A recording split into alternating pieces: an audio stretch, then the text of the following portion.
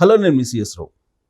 జగన్మోహన్ రెడ్డి తనకు సన్మానం చేయలేదు ప్రజలు, లేదంటే తెలుగుదేశం పార్టీ వాళ్ళు అని ఫీల్ అవుతున్నారు. 48 గంటల సన్మానం చేస్తారా లేదని డెడ్ లైన్ పెట్టారు.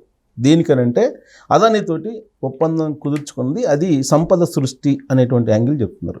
అసలు ఏం జరిగింది, అసలు ఆయన పేరు ఉందా లేదా దాంట్లో, అసలు ఆయనకి సన్మానం చేయాలా లేదా మరో కోణంలో ఏదన్నా చేయాలా అనే దాని మీద మనం విశ్లేషణ చేసుకునే ప్రయత్నం చేద్దాం. ప్రస్తుతం మన దగ్గర సువేరే గారు అలియాస్ సుంకర వెంకటేశ్వర గారు ఉన్నారు. ఎంతో ఇంటరాక్ట్. సార్ నమస్తే. నమస్కారం సువేరే గారు.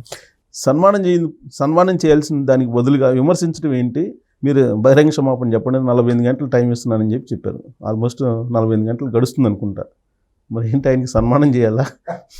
పిచ్చి ముదిరింది రోగాలు తలకు చుట్టమని ఏంటంటో ప్రాలాపనలు అన్నమాట. అవన్నీ కూడాను నిజంగా అటువంటి వ్యక్తి నాయకుడిగా కానివ్వండి, వ్యక్తిగా కానివ్వండి, అదే ఇరాన్, ఇరాక్ లాంటి గల్ఫ్ కంట్రీస్లో, సౌదీ అరేబియా లాంటి కంట్రీస్లో ఉంటే బహిరంగంగా ఉరేయటం కానీ రాళ్ళతో కొట్టి చంపేయటం కానీ జరిగేది.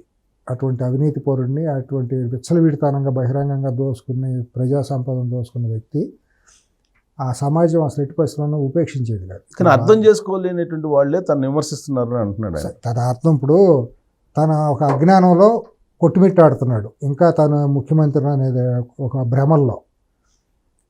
ముఖ్యమంత్రి ఉన్నంతకాలం నేను ఒక పెద్ద నియంత్రణ, నేను అసలు బయటికి రానని చెప్పి చుట్టూ తెరలు కట్టుకుని చెట్లు కొట్టేసేసి ఒక అసాంఘికంగా ఒక నియంత్రణతో పోకడలో 1000 మంది పోలీసులు పెట్టుకుని చుట్టూ ఇనప గేట్లు పైన ఒక 1000 కోట్లు పెట్టి ఇనప గేట్లు పెట్టేసుకుని అటువంటి ఒక దీంట్లో బతికాడు. ఇప్పుడు మళ్ళీ బయటకు వచ్చేసి చాలా నేను గొప్పవాడిని, అదే పిచ్చి పిచ్చిగా పెంచాడు. ఇప్పుడు ఒక పిచ్చోడి గురించి మనం ఏం మాట్లాడతాం చెప్పండి. అంటే 1,00,000 కోట్లు మిగిలిచ్చాను ఆంధ్రప్రదేశ్ ప్రజలకని అంటున్నాడు కదా. అసలు అరాచకవాది. అది ఏమైనా మాట్లాడు, నోటికి ముడ్డికి తేడా లేదు. ఒక మనిషి ఆ వీడియోలో చూస్తా అంటే కూడా అది ప్రీ రికార్డెడ్ వీడియోని మీడియా సమావేశం అనే పేరుతో రిలీజ్ చేస్తున్నారు. నిజంగా తనకు దమ్ము ధైర్యం ఉంటే మీడియా సమావేశం పెట్టి విజయవాడ ప్రెస్ క్లబ్లో మీడియా సమావేశం పెడితే అప్పుడు మాట్లాడవచ్చు. అది నిజమైన మీడియా సమావేశమా, ఎవరితో మాట్లాడాడు అనేది. అక్కడ ఎవరు లేకుండా కెమెరామెన్ 4-5 గన్మెన్లు చుట్టూ పెట్టుకుని వాళ్ళతో మాట్లాడుతూ ఊరిని వాళ్ళకి చెప్పినట్టు చెప్పేసి వీడియో క్లిప్పింగ్లు చేసి బయటకు వదలటం. వాళ్ళు చెప్పేదేమో 10ంటికి వీడియో, 3ంటికి వీడియో పత్రికా సమావేశం అని చెబుతారు, బయటకు రిలీజ్ చేస్తారు. ఆ మాట్లాడేటప్పుడు విజువల్ చూస్తే 10:30 ఉంటుంది. ఉదయం 10:30కి అతని వాచ్లో మనకు టైం కనపడుతూ ఉంటుంది. ఇదంతా అరాచకం. అతను ఒక సంఘ విద్రోహ మనిషి. అతనితో మాట్లాడటం కూడా నాకు అసహ్యం కూడా. సరే, మీలాంటి వాళ్ళు అసహించుకుంటున్నారు, విభేదిస్తున్నారు, ఓకే. కానీ కర్మ, ఆంధ్రలో కర్మ అండి అది. అటువంటి ఆయన నాయకుడిగా చేయటం, ఎన్నుకోవటం, 5 ఏళ్ళు భరించటం, ఇంకా అటువంటి దుర్మార్గుడికి ఒక 20-25% ఇంకా సైకో ముండా కొడుకులు జనాలు సమాజంలో ఉండే అదవులు ఇంకా సమర్థించడం ప్రజల్లో దురదృష్టం. ఇంకా రాష్ట్రం గతి అంతే, అదో గతి. ఇంకా దాన్ని ఎవడో బాగు చేయలేడు కూడా. ఇప్పుడు ఆయన ఏదైతే చెప్పారో, మొత్తం రాష్ట్ర చరిత్రలో ఎప్పుడు లేని విధంగా తక్కువ రేటుకి నేను కుదుర్చుకున్నాను, ₹2.40. మరి ఎందుకు అమెరికాలో ఎందుకు కేసు బుక్ చేశారు, దాంట్లో ఎందుకు మెన్షన్ చేశారు ఇతని పేరు? 54 పేజీల దాంట్లో క్లియర్గా రాశారు కదా. అమౌంట్ $1,700 మిలియన్ అక్కడ ఇచ్చినట్టు అనేది దాంట్లో ఆధారాలు జరిగినాయి కదా. దేశం కానీ దేశం కదా. ఆ కోర్టులు చంద్రబాబు చేతిలో ఉన్నాయి. ఇది ఆ మాట కూడా అంటారు. చంద్రబాబు అమెరికాలో కూర్చొని నాట ఉన్నాయి కదా సంఘాలు, వీళ్ళతో చేసుకుని కావాలని నా మీద అబాండాలు వేయించారు అని అంటే పోలోమని నిజంగా నమ్మే ఎదవలు కూడా సమాజంలో ఉంటారు, దాన్ని మోసేవాళ్ళు కూడా ఉంటారు. అటువంటి సైకోలు కూడా ఇప్పుడు ఆ సోషల్ మీడియాలో పుష్కలంగా ఉన్నారు కదా. వాళ్ళు ఓసలు లెక్క పెడుతున్నారు, కానీ ఎదవలు చాలామంది ఇంకా ఉన్నారు. కొంతమంది వాళ్ళే చెబుతున్నారు జగన్మోహన్ రెడ్డి పేరు ఎక్కడ ఉంది, లేకుండానే ఉన్నట్టు చెబుతున్నారని. అసలు చదివి వస్తే కదా వీళ్ళకి రావాలి కదా, చదవటం రావాలి కదా. 54 పేజీల్లో ఎక్కడ ఉందో చూపిస్తాం రమానండి, ఎక్కడెక్కడ ఉందనేది అందరూ విఘ్నులైన వాళ్ళందరికీ తెలిసింది. ఇవాళ పార్లమెంట్కి ఎందుకు అంత అట్టుడుకుతుంది? ఏమీ లేకపోతే పార్లమెంట్లో నడుస్తుంది కదా, దేశంలోనే నడుస్తుంది కదా. ప్రపంచ దేశాల్లోనే ఇది ఒక ఇదిగా అదాని కంపెనీలోంచి ప్రపంచ దేశాలన్నీ వైదొలుగుతున్నాయి కదా. మా దేశంలో నువ్వు రావద్దు, మా దేశంలో నువ్వు పెట్టుబడి పెట్టొద్దు అని చెప్పి ప్రభుత్వాలన్నీ వైదొలుగుతున్నాయి కదా. అది అందరికీ తెలిసింది కదా. ఇంకా మందులు వేసుకుని ఆ మందుల మొత్తులో ఉండి పిచ్చి పిచ్చిగా వాగుతాయంటే దానికి మనం ఏం విశ్లేషిస్తాం?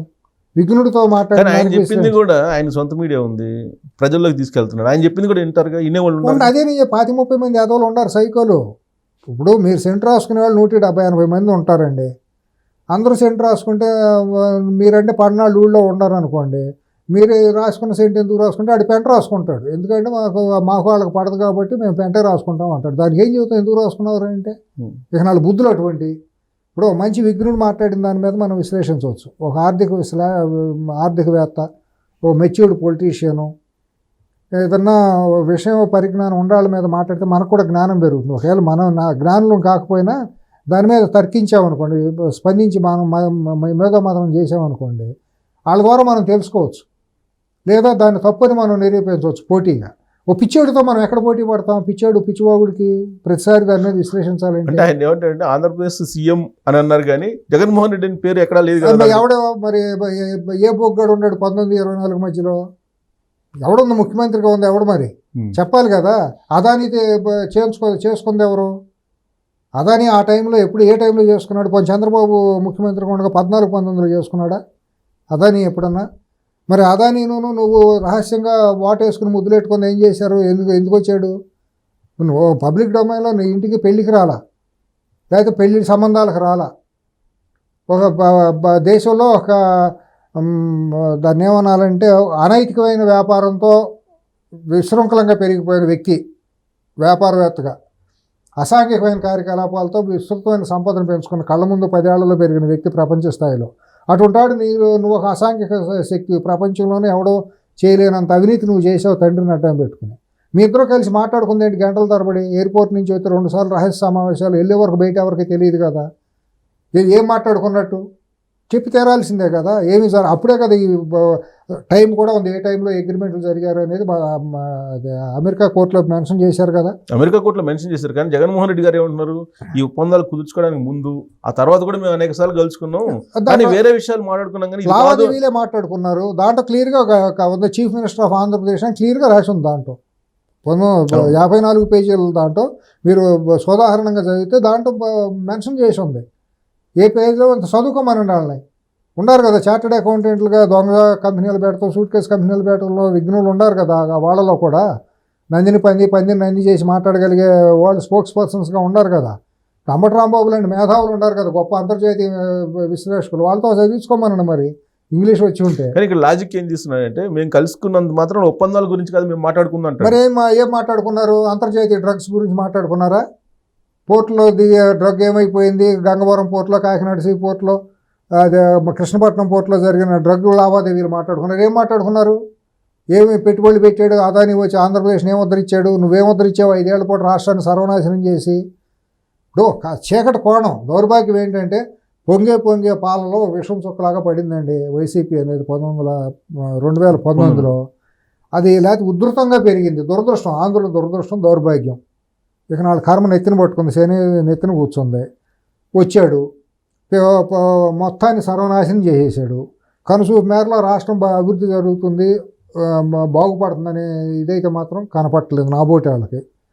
ఎందుకంటే నేను హైదరాబాద్లో ఉంటాను కాబట్టి ఆ మాట మాట్లాడితే కొంతమందికి ఇబ్బంది కలగవచ్చు. హైదరాబాద్లో కూర్చున్నట్టు మాట్లాడతారు, మా రాష్ట్రం మీద అసూయ అది ఇదని అనొచ్చు జనాలు. బట్ వాళ్ళ ఒపీనియన్ వాళ్ళది అనుకో. నా సొంత ఒపీనియన్ అయితే మాత్రం చక్కగా వృద్ధిలోకి వచ్చి ఫలాలు ఇచ్చి చక్కటి ఈ పాటికి ఎంతో గొప్పగా ఉండేది రాష్ట్రం. ఆ 5 సంవత్సరాలు కనుక దరిద్రం రాకుండా ఉండుంటే రాష్ట్రానికి ఈ పాటికి ఆ భారతదేశంలోనే ఒక అగ్రశ్రేణి రాష్ట్రంగా అభివృద్ధి చెంది ఉండేది అన్ని రకాలుగా. ఆ గ్రోత్ని వచ్చే పెట్టిన మొక్కల్ని ఇప్పుడు మీరు రాయలసీమలో తాడిపత్రి ఆ చుట్టుపక్కల ఫ్యాక్షన్ వాళ్ళు మన పులివెందుల ప్రాంతంలో చీనీ తోటలు నరికేస్తారు. ఫ్యాక్షన్స్ గుర్తుందా? తెలుసు కదా, చాలా సంఘటనలు జరిగాయి. పడనాలు పెంచుకుంటూ వచ్చి పంటకు చేతికి వచ్చే టైంకి బోర్లు పూర్తి చేసేయటం, రాళ్ళు వేసేసి బోర్లు పూర్తి చేయటం, కరెంట్ మోటార్ లోపలికి వదిలేసేయటం, అది పైకి తీయలేరు, చెట్లన్నీ కొట్టేయటం చేస్తారు. అట్లాగే ఈ దుర్మార్గుడు వచ్చి ఏం చేశాడంటే చక్కగా ఫలాలు చేతికి వచ్చే టైంలో పెద్ద పెద్ద ఇన్వెస్టర్స్ మంచిగా వచ్చి రాష్ట్రంలో ఒక దిశానిర్దేశం జరిగే టైంలో ఈ దుర్మార్గుడు వచ్చేసాడు. ఈ దరిద్రం పట్టుకుంది, మొత్తం రాష్ట్రం సర్వనాశనం అయిపోయింది. ఇప్పుడు మళ్ళీ ఎవడన్నా మొక్క పెట్టాలన్నా మొక్కకు నీళ్లు పోసేవాడు ఎవడో తెలియదు, అది ఎప్పుడు పంటకు వస్తుందో తెలియని పరిస్థితులు వాళ్ళ రాష్ట్రం అనిశ్చితమైన స్థితిలో ఉంది. మొత్తం అన్ని రకాలుగా సర్వనాశనం చేసేసాడు రాష్ట్రాన్ని. నైతికంగా సర్వనాశనం అయిపోయింది. జనాలకు గంజాయి అలవాటు చేశాడు, మొత్తం వ్యవస్థలు అన్నింటినీ సర్వనాశనం చేసేసాడు. పోలీస్ వ్యవస్థని, రెవెన్యూ వ్యవస్థని, ఉద్యోగాలు మొత్తం న్యాయ వ్యవస్థలో కూడా సర్వం భ్రష్టత్వం చేసేసాడు. ఇవాళ ఆంధ్రప్రదేశ్ ఎవరిని చూడాలన్నా కూడా భయం వేసే పరిస్థితి వచ్చేసింది. అక్కడ ఏదన్నా న్యాయం జరుగుతుందనేది కూడా వాళ్ళకి 6 నెలలు అయితే ఇంతవరకు కూడా అక్కడ అవినీతిలో రాటు తేలిపోయిన పోలీస్ ఆఫీసర్లు ఎవరెవరైతే ఉండారో దుర్మార్గం చేశారు కదండి. కాలకేయులు బాహుబలి సినిమాలో కాలకేయులు మించి కదా దౌర్భాగ్యాలు చేసింది అక్కడ అసలు IPS ఆ రాష్ట్రాన్ని ఏ స్థాయికి తీసుకెళ్ళారంటే గంజాయి తాగి ఆ, పోలీసుల మీద మొన్న తిరగబడి కొట్టారు కొట్టారు కోర్టులోనే కొట్టారు గంజాయి తాగి గంజాయి తాగి.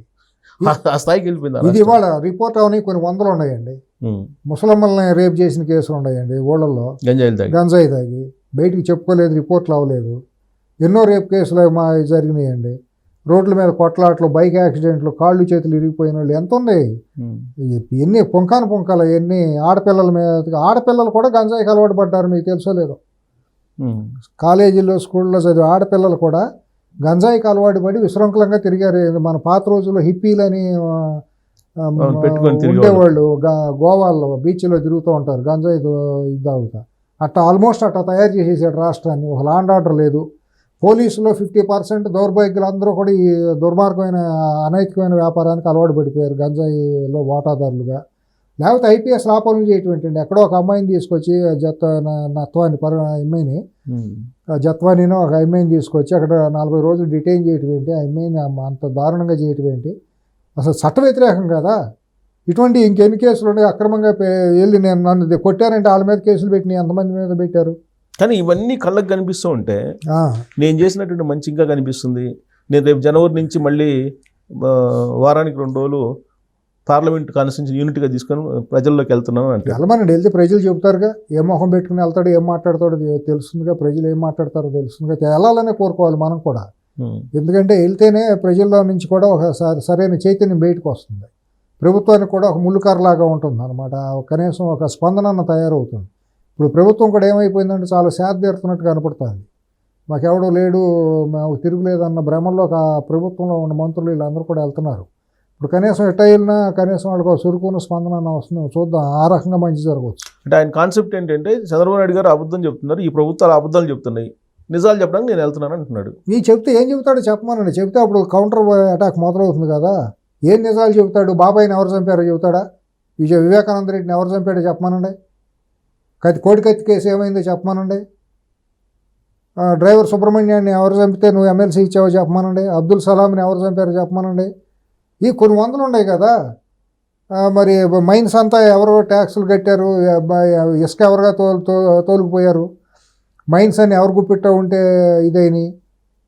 ఇక ఒకటి కాదు, మనం మాట్లాడాలంటే రాసుకునే ప్రిపేర్ అయ్యి రాలా. మొత్తం 5 ఏళ్ల జరిగిన అరాచకాలు నువ్వేం చెప్పగలవో, ఒక్కొక్క కాన్స్టిట్యున్సీలోకి వెళ్తే ఎన్ని రోజులు చెప్పగలవో చెబుదాం, అడుగుదాం. పార్లమెంట్లో అన్నీ చెప్పొచ్చు. నువ్వు అదానికి పోర్టులన్నీ ఎట్లా రాసి ఇచ్చేసావు? అమరావతి నువ్వు ఎందుకు నాశనం చేసేసావు ఒక్క గుప్పుడు మట్టి తీయకుండా? పోలవరాన్ని ఎందుకు నాశనం చేసేసావు ఒక్క 100 కోట్ల పని కూడా చేయకుండా? ఏం చెబుతావు? ఏమో సిగ్గుశారం లేకుండా ఏం మాట్లాడతావు నువ్వు వచ్చి? అంటే ఆయన మీద అబద్ధాలు చెప్తున్నాను. అదానికి జగన్మోహన్ రెడ్డి గారికి మధ్య ఒప్పందం కాదు అది, కేంద్ర ప్రభుత్వానికి అంటే సిక్కీకి రాష్ట్ర ప్రభుత్వానికి మధ్య జరిగిన ఒప్పందం అంటాడు ఆయన. మరి సిక్కీకి సంతకం పెట్టింది ఎవరు? నువ్వేగా సిక్కీతో చేసుకుంది. సిక్కీ ఇంటర్ని ఎవరితో చేసుకున్నారు? సిక్కీ ఇప్పుడు నీ ఎడం చేది నా పొర చేయి పెడతానని అంటవే కదా. సిక్కీ అనే దాన్ని ఒక అడ్డం పెట్టాడు అదాని కేంద్ర ప్రభుత్వం ద్వారా. కేంద్ర ప్రభుత్వం ఎవరు గుప్పిట్టో ఉంది? అదాని గుప్పిట్టో ఉంది. ఇదంతా కామన్ సెన్స్ తెలియదు ఎవరికి, ప్రజలకు తెలియదా? నిన్నేదో కాపాడవచ్చు. మోడీ నిన్ను ఒక దత్తపుత్రులాగా, నిన్ను ఒక విష నాగులాగా నిన్ను కాపాడుతున్నాడు. ఎందుకంటే నువ్వు ఒక విషనాగు. నీ విషనాగుతో అతనికి ఏదో కొన్ని రాజకీయ లబ్ధులు ఉన్నాయి కాబట్టి ఈ విషనాగుల్ని కాపాడుతుంది బీజేపీ. గత 10 ఏళ్ళుగా మన దేశంలో చూస్తున్నాం కదా. ఈ నాగస్వరం పెట్టి ఓడటం, ఈ పాముల్ని, ఈ విషసర్పాలను దేశంలో పెంచి పోషిస్తున్నారు. మతత్వాన్ని ఇటువంటి అసాంఘిక అనైతికంగా అవినీతి పరులందరినీ బీజేపీ పోషించుతుంది అనేది వాస్తవం. వాళ్ళ యాక్షన్ తీసుకోవాలా. తీసుకుంటే 10 ఏళ్ల పాటు నువ్వు కోర్టులు ఎగ్గొట్టేసేసి 11 ఏళ్ల పాటు బెయిల్ మీద ఎట్టా ఉంటాడండి మోడీ? బీజేపీ అంత అనైతికమైన పార్టీ అయితే, అంత గొప్పగా ధర్మాన్ని న్యాయాన్ని కాపాడితే బీజేపీ, ఈ దుర్మార్గుడు 10 ఏళ్ల పాటు ఎట్టా ఉంటాడండి? వివేకానంద రెడ్డి హత్య కేసులో ఎవరో ఎవరో తెలియకుండా ఎట్టా ఉంటుందండి? అంటే ఇప్పుడు ఆయన ప్రజాస్వామ్యానికి ప్రాథమిక హక్కులు భంగం కలుగుతుంది, ఇది మంచిది కాదు అంటున్నట్టుగా. అసలు ప్రాథమిక 5 సంవత్సరాల్లో రాజ్యాంగం అనేది ఉందా? ప్రాథమిక హక్కులు ఎక్కడ ఉన్నాయా? పౌర హక్కులు ఎక్కడ ఉన్నాయా? నువ్వు చేసింది ఏంటి? 50 రోజుల పాటు చంద్రబాబు నాయుడు తీసుకెళ్ళి అరెస్ట్ చేసావు. ఏం కేసు ప్రూవ్ చేసావు? ఎయిన్ రోడ్డుని వేసినట్టు ఇన్నర్ రింగ్ రోడ్ అనేదంటే అసలు అలైన్మెంటే లేదు దానికి. దాంట్లో అవినీతి జరిగిందని ఒక దుర్మార్గమైన ఇది చేసావు కదా. ఎంతమంది మీద సోషల్ మీడియాలో పోస్టులు షేర్ చేసినందుకు నువ్వు పెట్టి ఆడపిల్లల మీద, మగవాళ్ళ మీద, ముసలాళ్ళ మీద, అది హక్కులు కదా. సిగ్గుశరం లేకుండా మొన్న ఈ దౌర్భాగ్యులు వైసీపీకి చెందిన వాళ్ళు హైకోర్టుకి వెళ్ళారు కదా, భావప్రకటన స్వేచ్ఛ అని. అప్పుడు దౌర్భాగ్యుడు డీజీగా చేసినాడు, ఏమన్నాడు, భావప్రకటన స్వేచ్ఛలో రాళ్ళు ఇసిరితో చెప్పులు ఇసిరితో అని తప్పు అన్నాడు. ఆడు ఎట్టా అయ్యాడని డీజీగా, ఐపీఎస్కి ఎట్టా సెలెక్ట్ అయ్యాడు? సిగ్గుశరం ఉండాలి ఇటువంటి ఎదవలందరూ. నువ్వు గులకరాయి డ్రామా ఏం ఆడావు? ఎన్ని అడుగుతాం, ఎందుకు అడగరు? ప్రజలు అడుగుతారు, రేపు పొద్దున అడుగుతారు, రావాలనే కోరుకుంటున్నారు. రావాలి జగన్ అన్నారు కదా, ఇప్పుడు సగ్గా ఆహ్వానిస్తారు, వస్తే అన్నీ అడుగుతాం బహిరంగంగా. ఎందుకు అడగకుండా ఉంటారు? ఏ మొహం పెట్టుకుని వస్తాడు?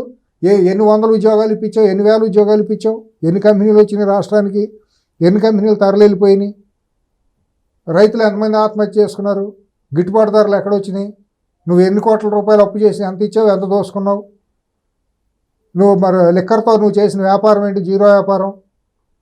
నువ్వు దొంగ బ్రాండ్లు తీసుకొచ్చి అసలు బ్రాండ్లు అన్నింటినీ కల్తీ మద్యాన్ని అమ్మి ఎన్ని వేల మందికి జీవితాలు నాశనం చేసావు, ఎంతమందికి పిల్లలకి నువ్వు విద్యను నాశనం చేసావు, సర్వనాశనం చేసావు విద్యా వ్యవస్థని. అసలు నువ్వు ఏ రోజు ఇంట్లోంచి గడప దాటి బయటకు వచ్చావు, ఏ రోజు నువ్వు రివ్యూ చేసావు మా పోర్ట్ఫోలియోని? ఎక్కడన్నా సెక్రటరియట్లో కూర్చుని ఒక రెవెన్యూని, ఒక ఎక్సైజ్ని, ఒక మైన్స్ని ఎక్కడన్నా చూసావా? మంత్రుల్ని డమ్మింగ్ చేసేసి ఒక పక్కన నీ పాలేరుని ఒకటి పెట్టుకుని అతనితో మొత్తం మాట్లాడించావు కదా, రాజ్యాంగేతర శక్తిగా పెట్టుకుని. ఏ మొహం పెట్టుకుని నువ్వు మాట్లాడతావు? దౌర్భాగ్యం కొద్దీ ఎదవలు కాబట్టి ఆంధ్రప్రదేశ్ ప్రజలు పనికిమాలిన లఫంగులు కాబట్టి నీకు ఓటేశారు మెజారిటీ ప్రజలు.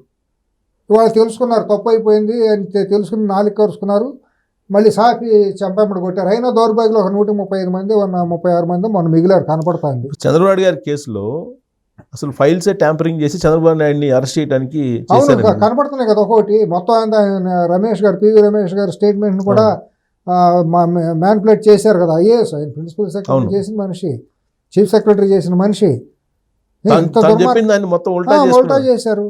అంత సహజంగా పోలీసులు ఎక్కడైనా స్టేట్మెంట్లు అన్నింటినీ వాళ్ళకి అనుకూలంగానే రాసుకుంటారు.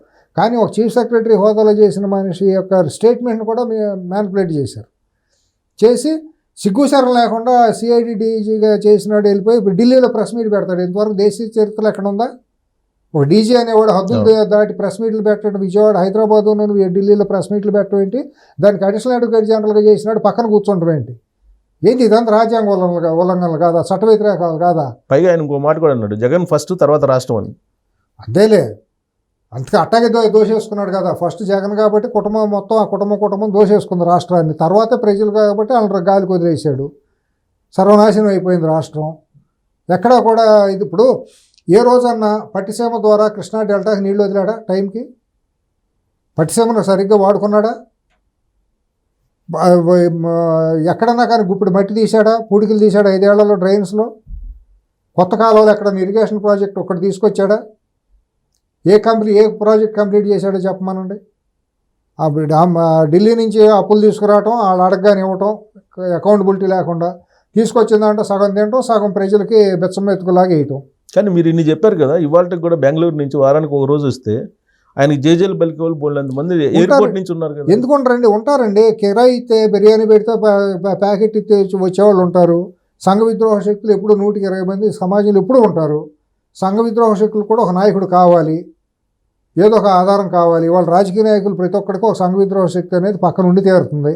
మెజారిటీ రాజకీయ నాయకులకి అనైతికంగా ఉండేవాళ్ళు అందరికీ ఉంటుంది. నైతికత విలువలు ఉండాలి, ఇటువంటి వాళ్ళని పెట్టుకోరండి.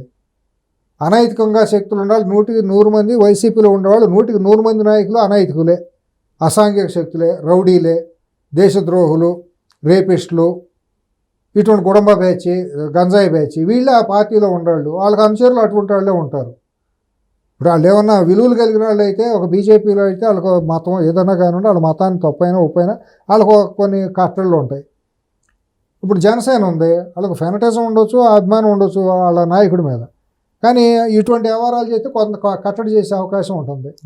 తెలుగుదేశంలో కూడా వీలైనంత వరకు ఇటువంటి శక్తుల్ని అనుమతించేది చాలా తక్కువ. ఈ మధ్య కొంత దాంట్లో కూడా ప్రవేశాలు జరుగుతున్నాయి, కాదనలేని సత్యం. అది 100కి 100 పాళ్ళు గొప్పదని మనం సర్టిఫికేట్ ఇవ్వడానికి వీల్లేదు. బట్ వీలైనంత వరకు దాంట్లో ఇటువంటి శక్తులకి అవకాశాలు చాలా తక్కువ.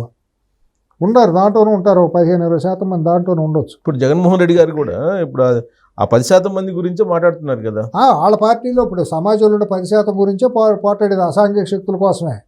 రైతుల కోసం పోట్లాడడం, మహిళల కోసం పోరాడడం, మహిళల మీద క్యారెక్టర్ అసాసినేషన్ చేస్తా ఇష్టానుసారంగా సోషల్ మీడియాలో పెట్టినప్పుడు మాట్లాడు, సొంత చెల్లిని తల్లిని మీద మాట్లాడితేనే మాట్లాడిన దౌర్భాగ్యం అండి. ఇంకా మాట్లాడితే ఉంది. ఆడపిల్లను పట్టుకుని రాజశేఖర రెడ్డికి పుట్టలేదని అంటే అన్నం తినేవాడు ఎవడన్నా ఊరుకుంటాడండి? కడుపు అన్నం తినేవాడు మామూలు సహిస్తాడా? కన్న తల్లిని అవమానించినట్టే కదండి. ఆ సొంత చెల్లెల మీద సోషల్ మీడియాలో మాట్లాడితే లకారంతో మొదలయ్యి ఇంకా ఎక్కడికో పోస్టులు పెట్టినాడిని సమర్థించాడు ఈ దౌర్భాగ్యుడు. గుర్తుందిగా? వర్ర రవీందర్ రెడ్డి అనేవాడు నికృష్టంగా మాట్లాడితే ఆ పిల్లడు అమాయకుడు అని చెప్పి ప్రెస్ మీట్, సిగ్గుసేరం ఉన్నాడు ఎవడన్నా ప్రెస్ మీట్ పెడతాడా? ఇంగిత జ్ఞానం ఉన్నాడు, చదువు మొక్క అక్షరం మొక్క ఉన్నాడు ఎవడన్నా పెడతాడా? ఆ పోస్టులు చదువుకున్నాడు గురివేస్తారు పట్టుకుని. ఇప్పుడు ఆయన భయం ఏంటంటే, ఆయన చెప్తుంది ఏంటంటే రెడ్ బుక్ రాజ్యాంగం నడుస్తుంది ఆంధ్రప్రదేశ్లో అని. అంటే మొన్నదాకా నువ్వు నడిపింది ఏంటి? రెడ్ బుక్ రాజ్యాంగం కాదా? నువ్వు నడిపింది రెడ్ బుక్ రాజ్యాంగం. నువ్వు 1000 మందిని నీ కులస్తులను రెడ్లను తీసుకెళ్ళిపోయి ప్రత్యేక సలహాదారులుగా నువ్వు పెట్టేసి నీ సాక్షిలో ఉన్న ఉద్యోగస్తులు మొత్తానికి ప్రభుత్వ డబ్బులు తీసుకెళ్ళి జీతంగా ఇచ్చావు. నువ్వు రెడ్ బుక్ అంటే ఏముంది? నువ్వు రెడ్ బుక్ అంటే దాంట్లో ఆ రోజు వైలేషన్ ఎవరైతే చేశారో, రాజ్యాంగాన్ని ఎవరైతే తొంగలో దొక్కారో వాళ్ళ పేర్లు రాసుకుంటాం, సహజంగా రాసుకుంటాం. అకౌంట్లో అప్పులు పట్టిగాను ఆస్తులు పట్టిగా రాసుకోం. ఇళ్లలో ఎవరికి అప్పులు ఇవ్వాలి, మనకు వచ్చేది ఎంత ఉంది, పోయేది ఎంత ఉంది రాసుకుంటాం కదా. ఒక ఈ పట్టిక వేసుకుంటాం కదా. అట్లాగే రాసుకున్నాడు లోకేష్, రాసుకున్నాడు. ఇప్పుడు మేము కూడా రాసుకుంటాం. మా ప్రతి ఒక్కరి దగ్గర ఒక రెడ్ బుక్ ఉంటుంది. రాసుకో, రెడ్ బుక్ పెట్టుకో, రెడ్ బుక్ పట్టుకో. ఎవడు కాదన్నాడు? నీకు అడ్డం పడ్డారు ఎవరన్నా? నీకు ఎవరన్నా అడ్డం పడ్డారు? రాసుకో, నువ్వు ఏం రాసుకుంటావు రాసుకో. ఇప్పుడు ఆయన చెప్పేటువంటి ఏదైతే వార్నింగ్లు ఉన్నాయో అవి పోలీసులను బెదిరించడం కదా. బెదిరించడమే. 100% బెయిల్ రద్దు చేయొచ్చు. ప్రభుత్వానికి చావుంటేగా మాత్రం ఇవాళ దాన్ని తీసుకెళ్ళి ఫైట్ చేయాలి ఢిల్లీలో. ఇవాళ ఢిల్లీలో రాష్ట్ర అభివృద్ధి గురించి చంద్రబాబు నాయుడు గారు, పవన్ కళ్యాణ్ గారు ఎంతైతే గొంతెత్తుతున్నారో, అభివృద్ధిలో ఇతను అరెస్ట్ కూడా ఒక భాగమే. ఇది ప్రధానమైంది. ముందు ఈ చెత్తని, ఈ అసాంఘిక శక్తిని కనుక లోపలైతేనే రాష్ట్రంలో అభివృద్ధి జరుగుతుంది. ఎవడన్నా వచ్చి ₹1 పెడతాడు, లేకపోతే ఎవడో పెట్టడం. వాళ్ళు చేసిందంతా అనవసరం కంఠశోషాను ఉపయోగం లేని ఇదే అవుతుంది తప్పించి ఇంకోటి కానే కాదు. ఆంధ్రప్రదేశ్ అభివృద్ధిలో భాగం ఏంటంటే, ప్రధానమైనది ఏంటంటే వైఎస్ జగన్మోహన్ రెడ్డిని అరెస్ట్ చేసి లోపల బెయిల్ రద్దు చేసి లోపలేసి విచారణ చేసి మొత్తం తక్షణమే లోపల పెట్టాలి. అతను చేసిన 5 ఏళ్లలో చేసిన అరాచకాలన్నిటి మీద కూడా PC act, prevention of corruption కింద గవర్నర్ పర్మిషన్ తీసుకుని మొత్తం అన్నిటి మీద, మొత్తం ప్రతి దారి మీద ఛార్జ్ షీట్ వేయాలి. ఆ క్యాబినెట్ మంత్రులు ఎవరెవరైతే ఇన్వాల్వ్ అయ్యారు, IASలు IPSలు మొత్తం మీద ఆ PC యాక్ట్ని వాడుకోవాలి, చక్కగా సద్వినియోగం చేసుకోవాలి. వాడు కూటమి ప్రభుత్వం. ఇప్పుడు ఆ దిశగా కూటమి ప్రభుత్వం ఆలోచిస్తుంది అనుకుంటున్నారు మీరు? ఆలోచించకపోతే వాళ్ళు పోయి వాళ్ళు దోవుకున్నట్టే. ఆలోచిస్తుందా అంటే మనం ఏం చెప్తాం? మనం బయట ఉండి మాట్లాడుతున్నాం. వాళ్ళ యాక్షన్ చూస్తే 6 నెలలు అయింది. 6 నెలల తర్వాత కొద్దిగా గాడిలో పడినట్టు అనిపిస్తుంది. మొన్న చాలా సప్పగా ఉంది. ముందు నడిచిందంతా కూడా పేలవంగా నడిచింది. మనం కూడా మాట్లాడుకున్నాం. పవన్ కళ్యాణ్ గారు మా పిఠాపురంలో మాట్లాడిన దగ్గర నుంచి సురుకు అందుకుంది 100%. ఆ క్రెడిట్ పవన్ కళ్యాణ్ గారికి వెళ్తుందేమోనని కొంతమంది మదన పడుతున్నారు తెలుగుదేశం వాళ్ళు. అది అర్ధరహితం. మాట్లాడితే క్రెడిట్ వెళ్ళటం ఏంటంటే, ఆయన పార్ట్ అండ్ పార్సల్ అవుతుంది ప్రభుత్వం, కూటమి ప్రభుత్వం, ముఖ్యమంత్రి. ఆయన ఎన్ని రోజులు అసహనానికి గురయ్యారు, మాట్లాడకూడదు, క్యాబినెట్లో మాట్లాడాల్సింది, అసహనానికి గురయ్యారు, మాట్లాడిన తర్వాత దాని ఫలితాలు వచ్చి సమాజం అనుభవిస్తుంది కదా, సత్ఫలితాలు వచ్చి. అసాంఘిక శక్తులు అందరినీ సోషల్ మీడియాలో ఉండే వాళ్ళందరూ కట్టడి చేసి మొదలెట్టారు. అందరూ పరారవుతున్నారు కదా. అప్పుడు దాకా తోకలు ఊపిన వాళ్ళు, మాకేం ఎదురు లేదని తోడగొట్టిన వాళ్ళు, మీసాలు మెలిపేసిన వాళ్ళు, ఇక్కడ ఫిలింనగర్లో కూర్చొని జోకరేషాలు వేసేవాళ్ళు అందరూ వాళ్ళు ఎక్కడ ఉన్నారో తెలియట్లా. ఒకడు వచ్చేమో ఆ రోజు ఇష్టానుసారం ప్రెస్ ముందు కూర్చొని ఊగిపోతా, పూనకం వచ్చినట్టు ఊగిపోతా, కాకాని గుళ్ళో పిచ్చెక్కిన వాళ్ళు ఊగుతూ ఉంటారు. బేతాలు పట్టిన వాళ్ళు కాకాని గుళ్ళో ఊగుతారు. అట్లా ఊగిపోతూ ఉండేవాడు ఒకడు. ఇవాళ అయిపోయింది, నా పొరపాటు అయింది, నేను జీవితంలో మళ్ళీ మాట్లాడినని అయినా కూడా వదిలిపెట్టేది లేదు. రాజకీయాల నుంచి తప్పుకుంటారు అంటున్నాడు. నువ్వు ఎక్కడ తప్పుకున్నా పాత్రలో ఉండా లాక్కు రావాల్సిందే. చేసిన పాపానికి ఎవరైనా అనుభవించాల్సిందే. ఇష్టానుసారం మాట్లాడినప్పుడు ఎందుకు వదిలిపెడతారు? చట్టం తన పని తను చేసుకుపోతుంది. ఇంకొకటి ప్రతిదానికి ఏదో కూర్చొని ఈ మీడియా రేటింగుల కోసం టీవీలో కూర్చొని మీడియా పెంచింది ఆ దౌర్భాగ్యం సంఘవిద్రోహ శక్తిని. ఒక సైకో ఏ గూటి పక్షులు ఆ గూటికి చేరతాయి సుబ్బారావు. పాలకుడు ఎటుంటాడు, ఇటువంటి ఏ అదవులు అందరూ అక్కడ చేరారు. ఏ గూటి పక్షులు ఆ గూటి, వీళ్ళందరూ చేసింది అరాచకం. ఒక ఆడని, ఒక మహిళని, ఒక ఇదని లేకుండా ఒక ఇళ్లలో ఆడాలను కూడా అసాంఘికంగా మాట్లాడారు. ఇప్పుడు చంద్రబాబు నాయుడు గారు ఇంటో మహిళలను మాట్లాడారు, పవన్ కళ్యాణ్ గారు ఇంటో మహిళలను మాట్లాడారు, రాజశేఖర రెడ్డి గారి భార్యని కూతురుని కూడా మాట్లాడారు. ఇంకా వాళ్ళు వదిలిపెట్టింది ఎవరిని చెప్పండి?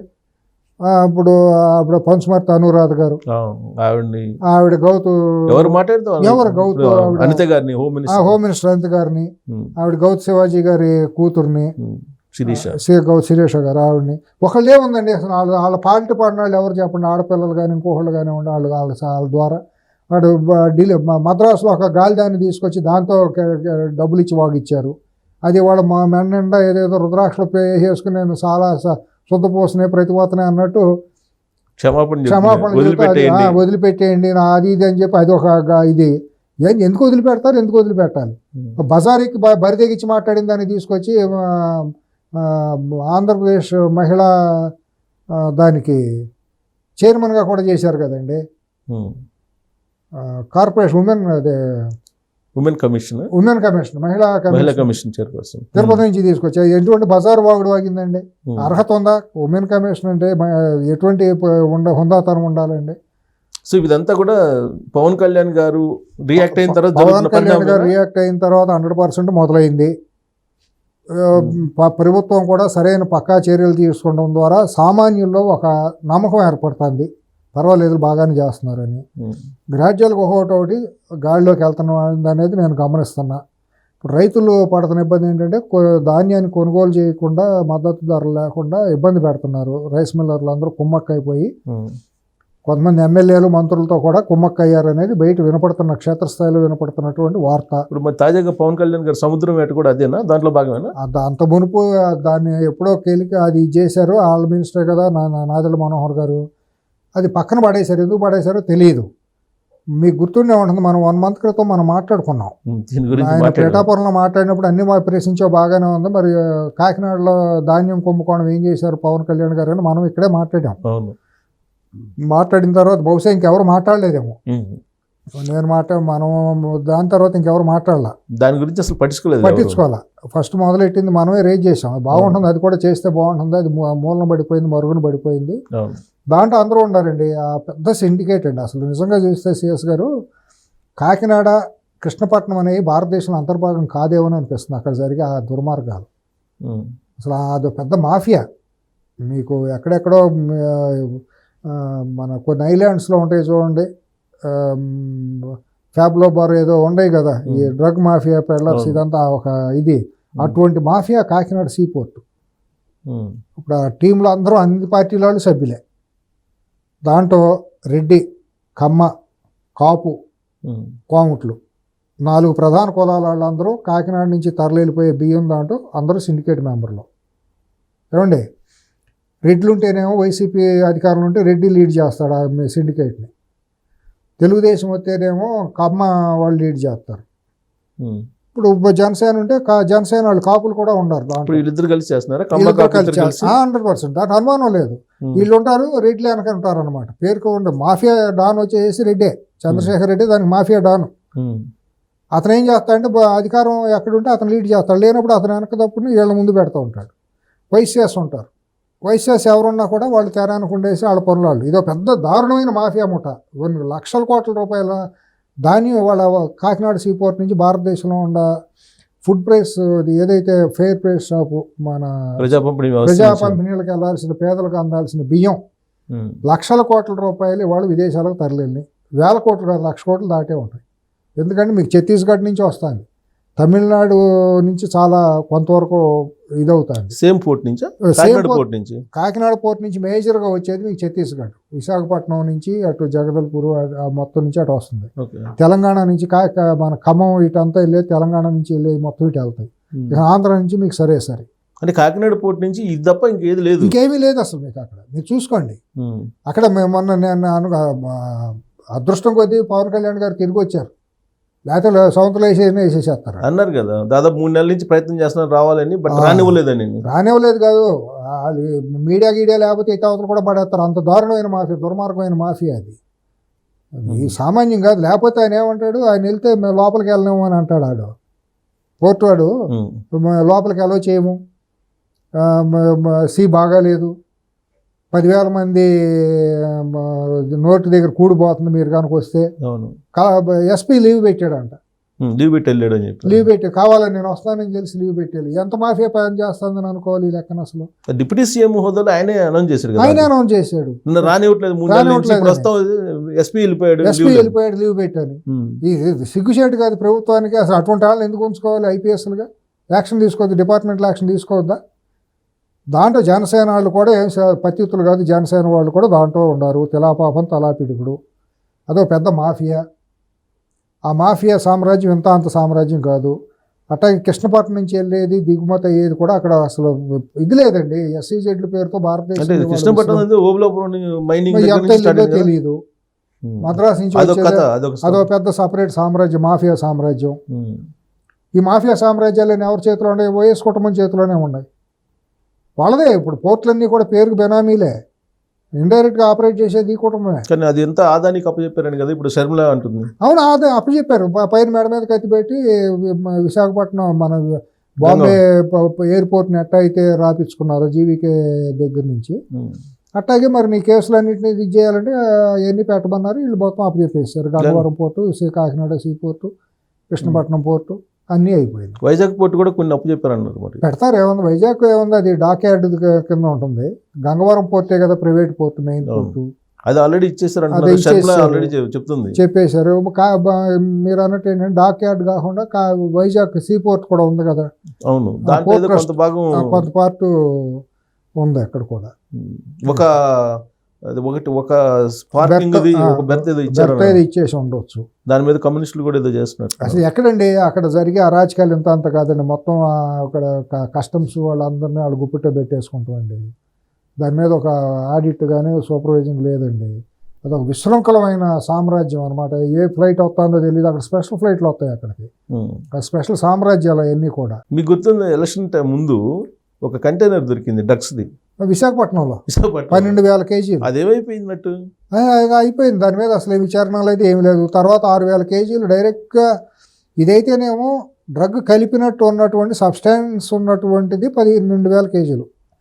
అది ఎంత ఉందో ఏంటి దాని మీద ఏమీ లేదు. కానీ డైరెక్ట్ కొకైనే దొరికింది 6,000 కేజీలు విజయవాడ కంపెనీ అడ్రస్తో. అది మన ముంద్రా పోర్టులోనూ, గుజరాత్ ముంద్రా పోర్టులో. అదేమైంది ఎంతవరకు దాని మీద చర్యలు లేవు, దాని మీద అరెస్టులు లేవు. ఇవాళ హైదరాబాద్ బేస్డ్గా కొన్ని కంపెనీల్లో డ్రగ్స్ తయారు చేసి ఈ పోర్టుల నుంచి బయటికి వెళ్తున్నాయి. హైదరాబాద్ బేస్డ్గా తయారు చేస్తారు. హైదరాబాద్ బేస్డ్గా ఫార్మా కంపెనీల్లో తయారు చేయటం, తీసుకెళ్ళిపోయి ఈ పోర్టుల ద్వారా విదేశాలకు పంపించడం. ఇది విస్తృతంగా జరుగుతుందండి. ఇది వాళ్ళు ఎక్కడికి వెళ్తుందో అర్థం కావట్లేదు. రోజు పట్టుకుంటున్నారు తెలంగాణ పోలీసులు కూడా. మనం రోజు 1000 కేజీలు 100 కేజీలు అని పేపర్లో చూస్తున్నాం కదా. ఇంకా అక్కడైతేనేమో అసలు 5 సంవత్సరాల్లో ఉండగా గంజాయి నుంచి నూనె తీసేది ఎన్నో జరిగినాయి అక్కడ. సో దీని అంతటికీ ఈ బియ్యానికి సంబంధించి రీసైక్లింగ్ ఎక్స్పోర్ట్కి సంబంధించి ప్రభుత్వం మారిన తర్వాత ఢిల్లీ వెళ్ళి సేమ్ ఎక్స్పోర్టర్సే పర్మిషన్ తీసుకొచ్చుకున్నారు. అక్కడ బీజేపీకి సంబంధించి ఒక లీడర్ని కలిసి అని ఒక న్యూస్ వచ్చింది. హైదరాబాద్ మన ఆంధ్రప్రదేశ్ నుంచే రిప్రజెంటేషన్ తీసుకుని ఢిల్లీ వెళ్ళి ఏదో ఆపుకున్నారనేది అప్పుడు వచ్చిన మాట వాస్తవం అండి. ఈ రింగ్ మాఫియా అంతా వెళ్ళిపోయి ఇక్కడ దీంట్లో కొంతమంది తెలుగుదేశం పార్టీ తరఫున కూటమిలో ఉన్నటువంటి 3 పార్టీలకు సంబంధించినటువంటి వాళ్ళ ఆశీస్సులు ఆ ముఠాకి, ఆ మాఫియా ముఠాకి ఉన్నాయి అనే మాట అందరూ అంటున్నటువంటి మాట. నిజమని నేను ఇది చేయలేం, అంటున్న మాట అనాలి. ఎందుకంటే మనం కూడా అశ్వత్థామ హత కుంజరహ అని అనాలి కదా. నిర్ధారించలేం. మన అంతరాత్మకు తెలిసినా కూడా మనం అనకూడదు. చేతుల ఆధారం ఉంటే అని అనలేదు. ఇప్పుడు మనం మాట్లాడేది కూడా అశ్వత్థామ హత కుంజరహ అని అంటున్నాం అంతే. అది అందరికీ తెలుసు. కాకినాడలో తూర్పుగోదావరి జిల్లా వెళ్ళామనుకోండి, ఎవరిని అడిగినా చెబుతారు ఆ మాఫియా ముఠాలో సభ్యులు ఎవరు, రైస్ మిల్లులు ఎవరెవరు ఉండరు, ఎవరెవరు వాటా ఎంత, ఏ మంత్రికి ఎంతెంత వెళ్ళింది, దీంట్లో ఏ ఎమ్మెల్యే ఉన్నాడు, అందరికీ ఐపీఎస్ ఐఏఎస్ ఉన్నాడు దీని వెనకాల, అందరికీ జగమెరిగిన సత్యమే. అందరూ శ్రీ వైష్ణవుల మధ్యలో 2 రోజులుగా పోయింది అన్నట్టు అందరూ పత్తితో మాటలే మాట్లాడతారు అక్కడ. మరి ఎవరు పోయి ఎట్ట పోయిందంటే అసలు దేశంలో భాగమా కాదా కాకినాడ ఇంతవరకు? నాకు ఆశ్చర్యంగా ఉంటుంది. అక్కడ జరుగుతున్నటువంటి 1000 టన్నుల బియ్యం ఇక్కడేమో 2 రూపాయలకి, 2 రూపాయలకి. అవును, 2 రూపాయలు. ఆడుగా కొనేది మధ్యలో దళారీ దగ్గర నుంచి డీలర్ అమ్మేది 5 రూపాయలకు 6 రూపాయలకు అంత అమ్ముతున్నాడు. 10 రూపాయలు. అక్కడి నుంచి ట్రాన్స్పోర్ట్ అదంతా వేసుకుని అక్కడికి వెళ్తే 20 రూపాయలు వేసుకోండి. ఆడు విదేశంకి వెళ్ళినాక 73 రూపాయలకు అమ్ముతున్నాడు ఉమ్. బియ్యం. అంటే 60-70% లాభం. ఎంతో చూసుకోండి, ఇంకా పర్సంటేజ్ ఎంత ఉందో ఏంటో రూపాయి ఆలోచించుకోండి. పెడితే రూపాయి పెడితే 7 ఎన్ని రూపాయలు లక్షల టన్నుల మీద ఎంత వస్తుందో ఆలోచించుకోండి. మళ్ళీ తర్వాత రీసైక్లింగ్ బియ్యం అంతా తీసుకెళ్ళి రీసైక్లింగ్ చేస్తారు కొంత, ఉమ్. అది కొంత పోతుంది. ఈ రకంగా అసలు ఈ డబ్బు ఎంత క్యాలిక్యులేటర్ కూడా పనిచేయవు కొడితే. మరి ఈ లెక్కన వేళ్ళలోని కూపోయిన ఈ వ్యవస్థని ఇప్పుడు పవన్ కళ్యాణ్ గారు రైట్ చేసినందువల్ల పరిష్కారం ఉంటుందంటారా? ఏమో నాకంటే పొలిటికల్గా వస్తాను ఇప్పుడు ఈ ఆలోచనలో. ఉమ్. ఆ, ఆయన మరి చిత్తశుద్ధిగా చేసి కనుక నిజంగా ఆయన బయటికి తీసి మొత్తాన్ని కనుక కట్టడి చేస్తే మాత్రం ఆయన చరిత్రలో నిలబడిపోతారు. అలా కాకుండా ఆయన రాజకీయంగా ఏమైనా పేవ్మెంట్ వేసుకుంటూ వెళ్తున్నారా అనేది నాకు ఒక అవగాహన అనిపిస్తుంది. బీజేపీ డైరెక్షన్లో వెళ్తున్నారేమో. ఉమ్. బీజేపీ నాకున్న సమాచారం ఏంటంటే, ఢిల్లీ నుంచి ఉన్న సమాచారం, ఆంధ్రప్రదేశ్ ప్రభుత్వంలో జరుగుతున్న తప్పుని చేయనివ్వండి, మీరు ఎవరు నోరెత్తమాకండి. వాళ్ళు తప్పులు చేసుకుంటూ వెళ్తారు చేయనివ్వండి. మీరు అబ్జర్వ్ చేయండి, ఎప్పుడు ఏ టైంలో ఏం మాట్లాడాలో మేము మాట్లాడిస్తాం, ఎవరితో మాట్లాడించాలో మేము మాట్లాడిస్తాం అనే మాట అన్నారు అని నాకు ఒక బీజేపీలో అత్యంత సన్నిహితమైనటువంటి అతి ఉన్నతమైన స్థానాల్లో ఉన్న వాళ్ళ దగ్గర నుంచి వచ్చినటువంటి మాట. ఇదే ఓన్లీ బీజేపీ వాళ్ళకేనా లేకపోతే జనసేనకు కూడానా? బీజేపీకే చెప్పారు. ఓన్లీ బీజేపీకి. బీజేపీలో సైలెంట్గా ఉన్నారు వాళ్ళు, ఏం జరుగుతుందో. అత్యున్నతమైన స్థాయిలో ఉన్న వాళ్ళతో వ్యక్తిగతంగా నాతోనే చెప్పారు. నాకు డైరెక్షన్ వచ్చింది, you keep quiet, okay, don't react on anybody, anything, we know everything what is going there. Okay, మేము అప్రాపరేట్ టైంలో మేము ఎట్లా మాట్లాడాలో, ఎట్లా స్పందించాలో, ఎవరితో మాట్లాడించాలో మేము చూసుకుంటాం అనే మాట వాళ్ళు అన్నారు. ఇవాళ బీజేపీలో మాట్లాడితే యాంటీ సెంటిమెంట్ అవుతుంది, అక్కడ ప్రజల్లో సెంటిమెంట్ ఇది రాదు, సింపతి రాదు. అర్థం చేసుకోండి, గ్రాస్ రూట్లో చూసుకుంటే. బీజేపీలో మాట్లాడాలంటే ఆయన సత్యానారాయణ మాట్లాడాలి. సత్యానారాయణ నిన్నగా మొన్నటి దాకా ఆ రాష్ట్రంలో ఎవరికీ తెలియదు. మంత్రి అయ్యే వరకు కూడా ఆయన ఢిల్లీలో ఉండేదో వెంకయ్య నాయుడు గారికి పిఎస్గా ఉండి చూసుకున్నాడు తప్పించి ఆంధ్ర రాష్ట్ర రాజకీయాలతో ప్రత్యక్షంగా ఆయనకి ఏ రోజు ఇది లేదు. ప్రతిమ వాళ్ళు ఎవరన్నా మాట్లాడించాలి, సోమవీర్రాజు, జీవీఎల్ నరసింహారావు లాంటి వాళ్ళు, ఎగిరెగిరి పట్టినాళ్ళు, విష్ణువర్ధన్ రెడ్డి లాంటి వాళ్ళు మాట్లాడించాలంటే వాళ్ళందరూనేమో వైసీపీ పేరోల్లో ఉండి ఆ రోజు 5 సంవత్సరాలు చేసిన అరాచకం జనాలందరూ చీకొడతారు ఇప్పుడు మాట్లాడితే.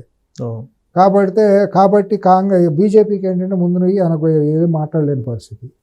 ఇవాళ కాకుండా ఒకే ఒక తురుపు మొక్క జనసేన, పవన్ కళ్యాణ్, ఆయన ద్వారానే మాట్లాడించాలి. ఎందుకంటే ఆయనకు జన సమర్థతలో కొద్దిగా ఒక ఇది ఉంది కాబట్టి వాళ్ళ వాయిస్ని పవన్ కళ్యాణ్ గారి ద్వారా మాట్లాడిస్తున్నారేమో అనేది నా వ్యక్తిగతమైన నా సొంత అంచనా. ఇప్పుడు ఈ 2 ఎపిసోడ్లు కూడా అండర్ డైరెక్షన్ బై బీజేపీ 100% అయి ఉండాలి. ఎందుకంటే ఆయనకంటూ ఒక సొంత పునాది కానీ దారి కానీ వేసుకుంటున్నారేమో అనేది వాళ్ళు లోకేష్ను చంద్రబాబు గారు ఆలోచించుకోవాలి. అవన్నీ ఇప్పుడు నేను చెప్పడం కాదు, మరి తప్పుదారిలో వెళ్తున్నమాట వాస్తవం. అంటే ఇప్పుడు హోమ్ మినిస్టర్ అనిత గారి మీద కామెంట్ చేసిన తర్వాత ఢిల్లీ వెళ్ళొచ్చాడు ఆయన. అవును, ఢిల్లీ వెళ్ళొచ్చిన తర్వాత కాకినాడ పోర్టుకి వెళ్ళాడు. అవును, మీరు చెప్పింది వచ్చారు ఢిల్లీ. అప్పుడు వెళ్ళి అమిత్ షా గారిని కలిసేసి వచ్చేసారు మాట్లాడకుండా. ఎందుకంటే ముందే ప్రీ అపాయింట్మెంట్ అడిగాను, అప్పుడు మనం అనుకున్నాం గుర్తుంది, వెళ్ళకుండా ఉంటే బాగుండేది, అనవసరంగా వెళ్ళి రాంగ్ మెసేజ్ వెళ్ళినట్టు అయిపోతుందని చెప్పి. సరే, నిన్న కూడా ఆయన పోర్ట్లో మాట్లాడతా ఢిల్లీ నుంచి ఏ ఒత్తిళ్ళు వచ్చినా ఐ విల్ ఫేస్, నేను ఢిల్లీకే చెప్పుకుంటాను, మీరు షిప్ను సీజ్ చేసేసేయండి అని ఆర్డర్ పాస్ చేశారు వాళ్ళందరినీ కూడా. ఢిల్లీ నుంచి ఎటువంటిది వచ్చినా నేను చూసుకుంటానని అని అన్నారు ఆయన. అంటే ఈ లెక్కన మరి జరుగుతున్న ఘోరాన్ని ఆపితే మాత్రం మంచిదే కదా. అంటే ఆయన ఆ మాట అన్నాడంటే ఢిల్లీ వాళ్ళు ఒప్పుకోరనేగా, ఢిల్లీ వాళ్ళు లింక్ ఉన్నట్టే కదా అని అర్థం. లేకపోతే 3 నెలల నుంచి ఎందుకు వెళ్ళిపోయింది, పక్కకి వెళ్ళిపోయింది ఆ ఫైలు. మనం కూడా అనుకున్నాం గుర్తుందా, ఫైల్ ఇప్పుడు అది బయటికి తీయండి పవన్ కళ్యాణ్ గారు, ఎన్ని అవసరం లేదు, అది ఎందుకు ఫైల్ పక్కన పడిపోయింది, మీ మంత్రే కదా ఆ రోజు వెళ్ళి అడావుడి చేసి పట్టుకుంది, ఎందుకని దాని ఫైల్ పక్కన పడేసారు, పక్కన పెట్టారా, పక్కకి వెళ్ళిందా అని మనం అన్నాం గుర్తుందా లేదు. మరి ఆయన కూడా లేనిపోయిన ఆరోపణలు మన మీద వస్తాయని చిత్తశుద్ధితో ధైర్యంతో ఆయన మాట్లాడి ఉండొచ్చు. మనకెందుకు, ఆయన కూడా ప్రజా జీవితంలో ఇంకా భవిష్యత్తు ఉంది కదా, పార్టీ సొంతగా ఎమర్జ్ అవ్వాలని కోరుకుంటున్నారు కదా. మనిషికి ఆవేశపరుడు, ఆయన డ్రామా తెలిసిన మనిషి కాదు, నాకున్న అంచనా అయితే. ముందు ఒక మాట వెనక ఒక మాట మాట్లాడే మనిషి కాదు. కాబట్టి అంతవరకు మనం దాన్ని అసెస్ చేసుకోవచ్చు కరెక్టేనని. జరిగితే మంచిదేగా, మొత్తం అంతా బయటికి తీసి దొంగలందరినీ బయటికి తీశారు అనుకోండి, ఎవడైతే మనకే ఉందండి, ఏ కులం అయితే ఉంది, ఏ పార్టీ అయితే ఉంది, తప్పు తప్పే. నిజంగా చేస్తే మంచిదే. ఇప్పుడు యాక్చువల్గా గత వారం రోజుల నుంచి ఆదాని జగన్మోహన్ రెడ్డి గారి మధ్య ఏం జరిగింది, 1750 కోట్ల రూపాయలు లంచం తీసుకున్నాడు లేదా 1750 ఓన్లీ డబ్బే ఇచ్చేరినట్టు ఉందండి. అది కాకుండా ఇంకా జరిగినప్పుడు షిరిడి సాయి ఎలక్ట్రికల్స్ పేరుతో అదే అగ్రిమెంట్లు ఇక్కడ జరిగినాయి. ఇప్పుడు ఆంధ్ర రాష్ట్రంలో నాకున్న సమాచారం ఏంటంటే 3 కంపెనీలకే జరిగింది సోలార్ పవర్ పర్చేజ్ జరిగింది. ఒకటి రిలయన్స్, ఒకటి అదాని, 3 షిరిడి సాయి ఎలక్ట్రికల్స్. షిరిడి సాయి ఎలక్ట్రికల్స్కి నాకున్న సమాచారం 2,25,000 కోట్ల వర్త్ ఉన్నటువంటి ప్రాజెక్టులు వాళ్ళకి ఇచ్చినట్టు.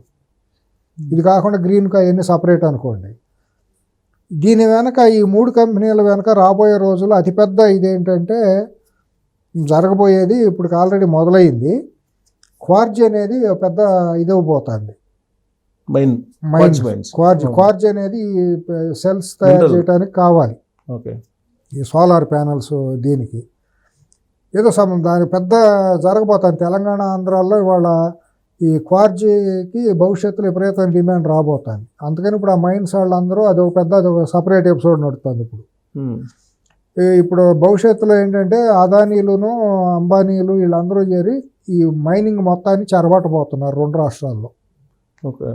అదొక పెద్ద ఎపిసోడ్. మినరల్స్ ఎందుకంటే ఇప్పుడు చైనాకి పంపించి చైనాలో ప్రాసెస్ అయ్యి ఈ సెల్స్ అన్ని, ఈ సోలార్ ప్యానల్స్ అన్ని అక్కడ తయారై రావడానికి ఏదో ఉంది మొత్తానికి. నెల్లూరులో గొడవ అదే జరుగుతుంది. చంద్రమోహన్ రెడ్డి గారి కన్నా మాజీ మంత్రి అయిన కాకాని గోవర్ధన్ మొత్తం అంతా రాయలసీమ కానివ్వండి, అక్కడ ఎక్కడైతే క్వార్జ్ ఉందో ఇక్కడ మహబూబ్ నగర్, రంగారెడ్డి, ఖమ్మం, నల్గొండ ఈ ప్రాంతాల్లో కూడా క్వార్జ్ విపరీతంగా ఉంటుంది. వీటన్నిటికీ కారణంగా మీకు ఎక్కువగా రాయలసీమలో అనంతపురం, కర్నూలు, కడప, చిత్తూరు 4 జిల్లాల్లోనూ క్వార్జీ నిక్షేపాలు అంటే క్వార్జీ ఫెల్స్పర్ కలిసే ఉంటాయి. వాటన్నిటికీ కూడా భవిష్యత్తులో ఏదో విపరీతంగా డిమాండ్ రాబోతుంది. సోలార్ ఎనర్జీ కనుక పెరిగే కొద్దీ క్రూసిబుల్స్ తయారు చేసే ఇండస్ట్రీస్ అన్నీ కూడా ఇండియాలో రాబోతున్నాయి. వరల్డ్ అంతా ఇదవుతుంది. దానికి ఇప్పుడు మెయిన్ ఇంగ్రీడియంట్ ఏంటంటే క్వార్జీ. ఆ క్వార్జీ దాని మీద ఏదో పెద్ద ఎపిసోడ్ నడుస్తుంది అదంతా కూడా. సో ఈ 3 కంపెనీల గుప్పిట్లోనే మొత్తం పవర్ అంతా అప్పచెప్పేసాడు. ఇది అదానీది బయటకు వచ్చింది, అంబానీది బయటకు రాలా. షిరిడి సాయి అంటే నీ బెనామీ కంపెనీ. అంటే 2 వారాల నుంచి ఇది చర్చ జరుగుతున్న క్రమంలో ఆల్ ఆఫ్ సడన్గా పవన్ కళ్యాణ్ గారు ఈ రైస్ దాని మీద వెళ్ళారు అని అంటే ఈ టాపిక్ని డైవర్ట్ చేసేటువంటి ప్రయత్నం బీజేపీ ప్లాన్ చేసింది అనుకుంటున్నారా? ఇదంతా అవుతుందండి. ఇది పెద్ద ఇష్యూని డైవర్ట్ చేస్తే ప్రజలు మిస్లీడ్ అవ్వరండి. ప్రజలు చాలా నిక్కచ్చిగా ఉండారు. ఇవాళ ఆ అగ్రిమెంట్ని క్యాన్సిల్ చేస్తారా లేదా చంద్రబాబు నాయుడు కూటమి ప్రభుత్వం. ఇదే పీసీ యాక్ట్ని పెట్టి గవర్నర్ దగ్గర పర్మిషన్ తీసుకుని ఎందుకు అరెస్ట్ చేయకూడదు, ప్రభుత్వ దానాన్ని ఇచ్చేసావు కాబట్టి. దాంట్లో ఇన్వాల్వ్ అయినటువంటి 2 IASలు ఉన్నారు. బహిరంగంగా బయటకు పేపర్ల ద్వారా కూడా వచ్చింది. శ్రీకాంత్, విజయానంద్ అనే పేర్లు 2. విజయానంద్ని ఏదో చీఫ్ సెక్రటరీ చేస్తారనేది కూడా ఒకటి బయటకు వస్తుంది. వస్తే మాత్రం అతని మీద చాలా ఆరోపణలు ఉన్నాయి. వస్తే ప్రభుత్వం చాలా భారీ మూల్యం చెల్లించుకోవాల్సి ఉంటుంది. అనాలోచితం చేరే ఇవి ఉంటుంది. ఇప్పుడు ఆ శ్రీకాంత్ కూడా మరో శ్రీలక్ష్మి గారి లాగా అయ్యే అవకాశం తప్పకుండా ఉంటుంది. ఇది కనుక బయటికి తీసి తీరాల్సిందే. అంటే ఆల్రెడీ మాజీ మంత్రి విద్యుత్ శాఖ మంత్రి బాలినేని శ్రీనివాస్ కూడా చెప్పాడు కదా, శ్రీకాంత్ దగ్గర ఫైల్ తీసుకొచ్చారు. అవి ఓపెన్ అదే నేను అనేది ఎవిడెన్స్ క్లియర్ కట్ ఎవిడెన్స్లు ఉన్నాయి కదా దాంట్లో. ఇంకా నీకు కొట్టేయడానికి వీళ్ళని ఇది ఉంది కదా అక్కడ. మొత్తం ఆ ఫైల్ అంతా బయటికి తీస్తే లీగల్గా కనుక బయటికి తీస్తే మొత్తం అంతా బయటకు వచ్చేదే కదా. ఇవన్నీ ఒకదానికొకటి అండి. ఇప్పుడు నిన్న చూస్తే వెంకటరెడ్డిని అరెస్ట్ చేయడానికి ఎన్ని నెలలు పట్టిందో మనం చూసాం. ఎక్కడ ఎవరు దాచారో ఎక్కడ పెట్టారో అనేది రకరకాల ఊహాగానాలు. వాసుదేవ్ రెడ్డి వాళ్ళ వరకు ఎక్కడ ఉన్నాడో తెలియదు. ఆల్రెడీ బెయిల్ వచ్చేసింది, యాంటిసిపేటరీ బెయిల్ తెచ్చేసుకున్నాడు అని వచ్చింది. వెంకటరెడ్డి బెయిల్ మీద వచ్చాడు.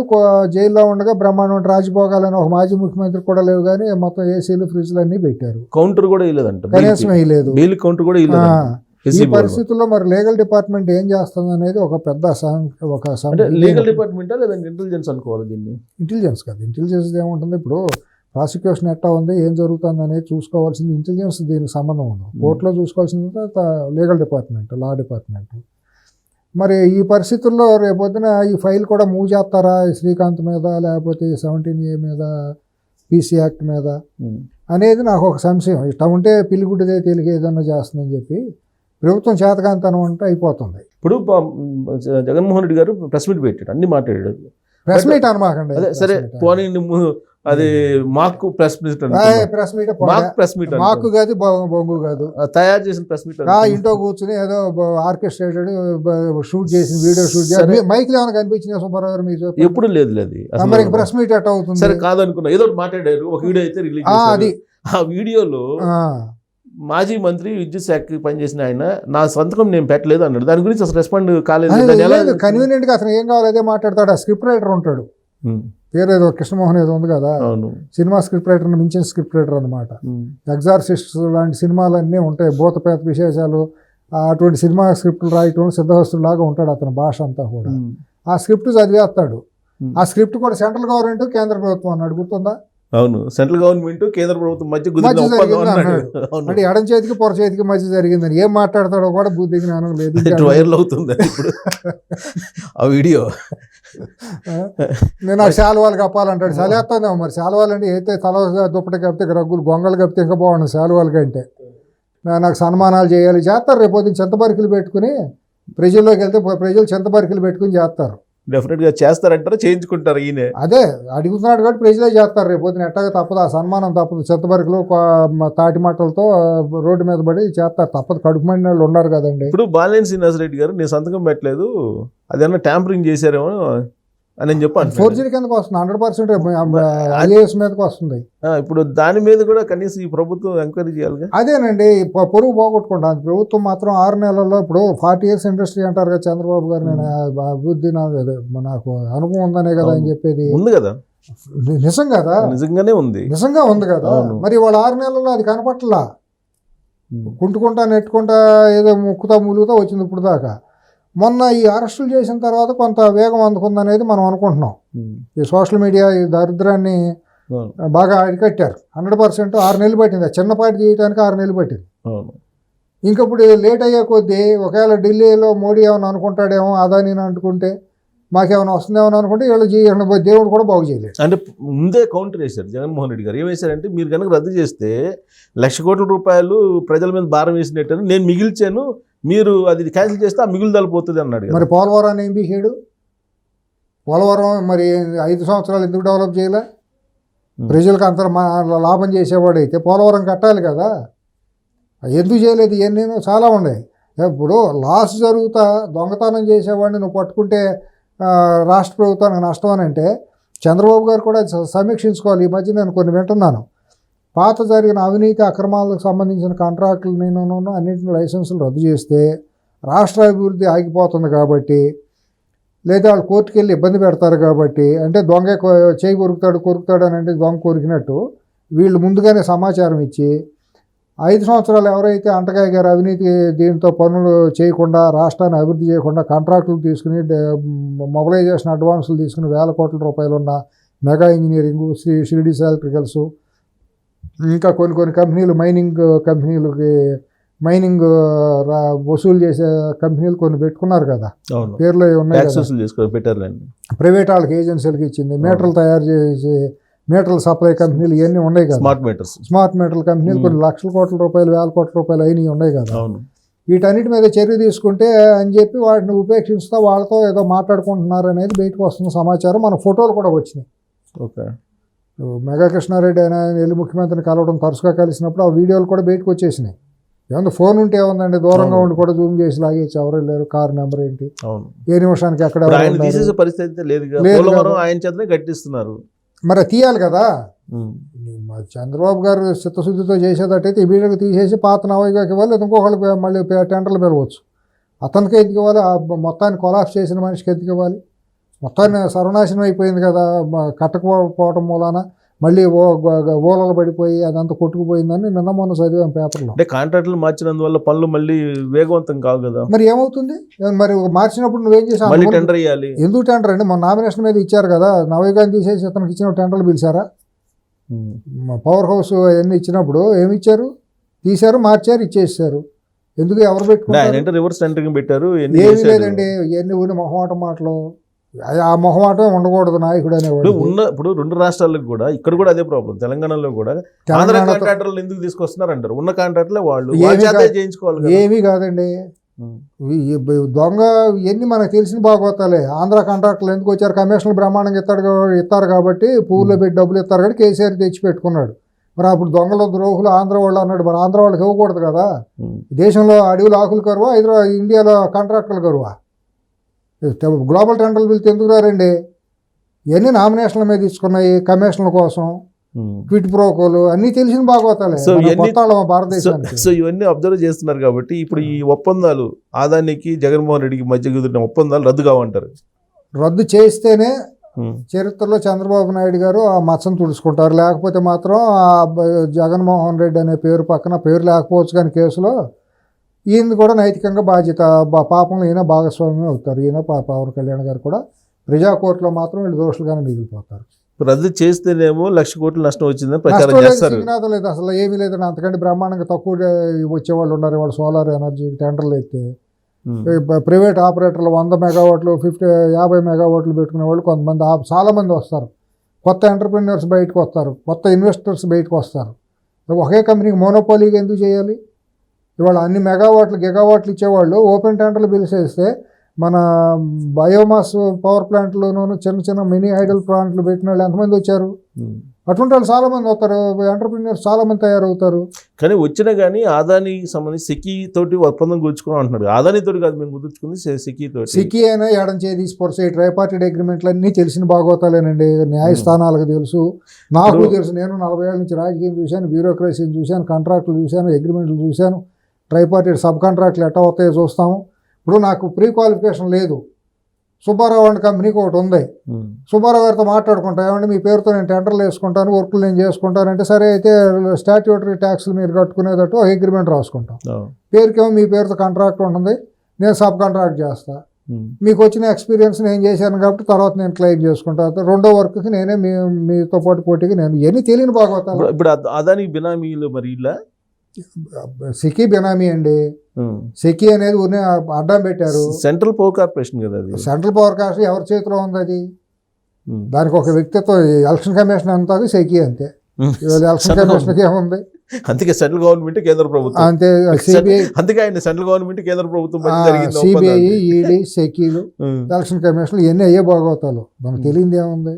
వాటిని అడ్డం పెట్టుకుని ఊరినే తెచ్చారు. శంకులో పోతే తీర్థమైనట్టు బైపాస్ చేయడం. ఎక్కడికి పోయినా ఇది పోదు, మురికి అంటింది కదా. ఎన్ని దాటుకొచ్చినా కూడా అక్కడ ఢిల్లీ అమెరికా కోర్టులో బయటకు వచ్చింది కదా బాగోతాం. ఎక్కడ పోతారు ఇవన్నీ? ఇప్పుడు ముందర కాళ్ళకు బంధం వేసినట్టు మీరు రద్దు చేయొద్దు అని చెప్పినట్టేనా జగన్మోహన్ రెడ్డి గారు విడుదల చేసిన వీడియోలో రద్దు చేసినట్టు ఢిల్లీ వాళ్ళు కూడా ఏమంటారు, పోన్లేమని అంటారేమో. మరి అందుకనే మరి షిర్డీ ఎలక్ట్రికల్స్తో కూడా మరి ఈ మధ్య గత చాలా రోజులుగా కూటమి ప్రభుత్వం అంటగా అవుతుందనే మాట తెలుస్తుంది.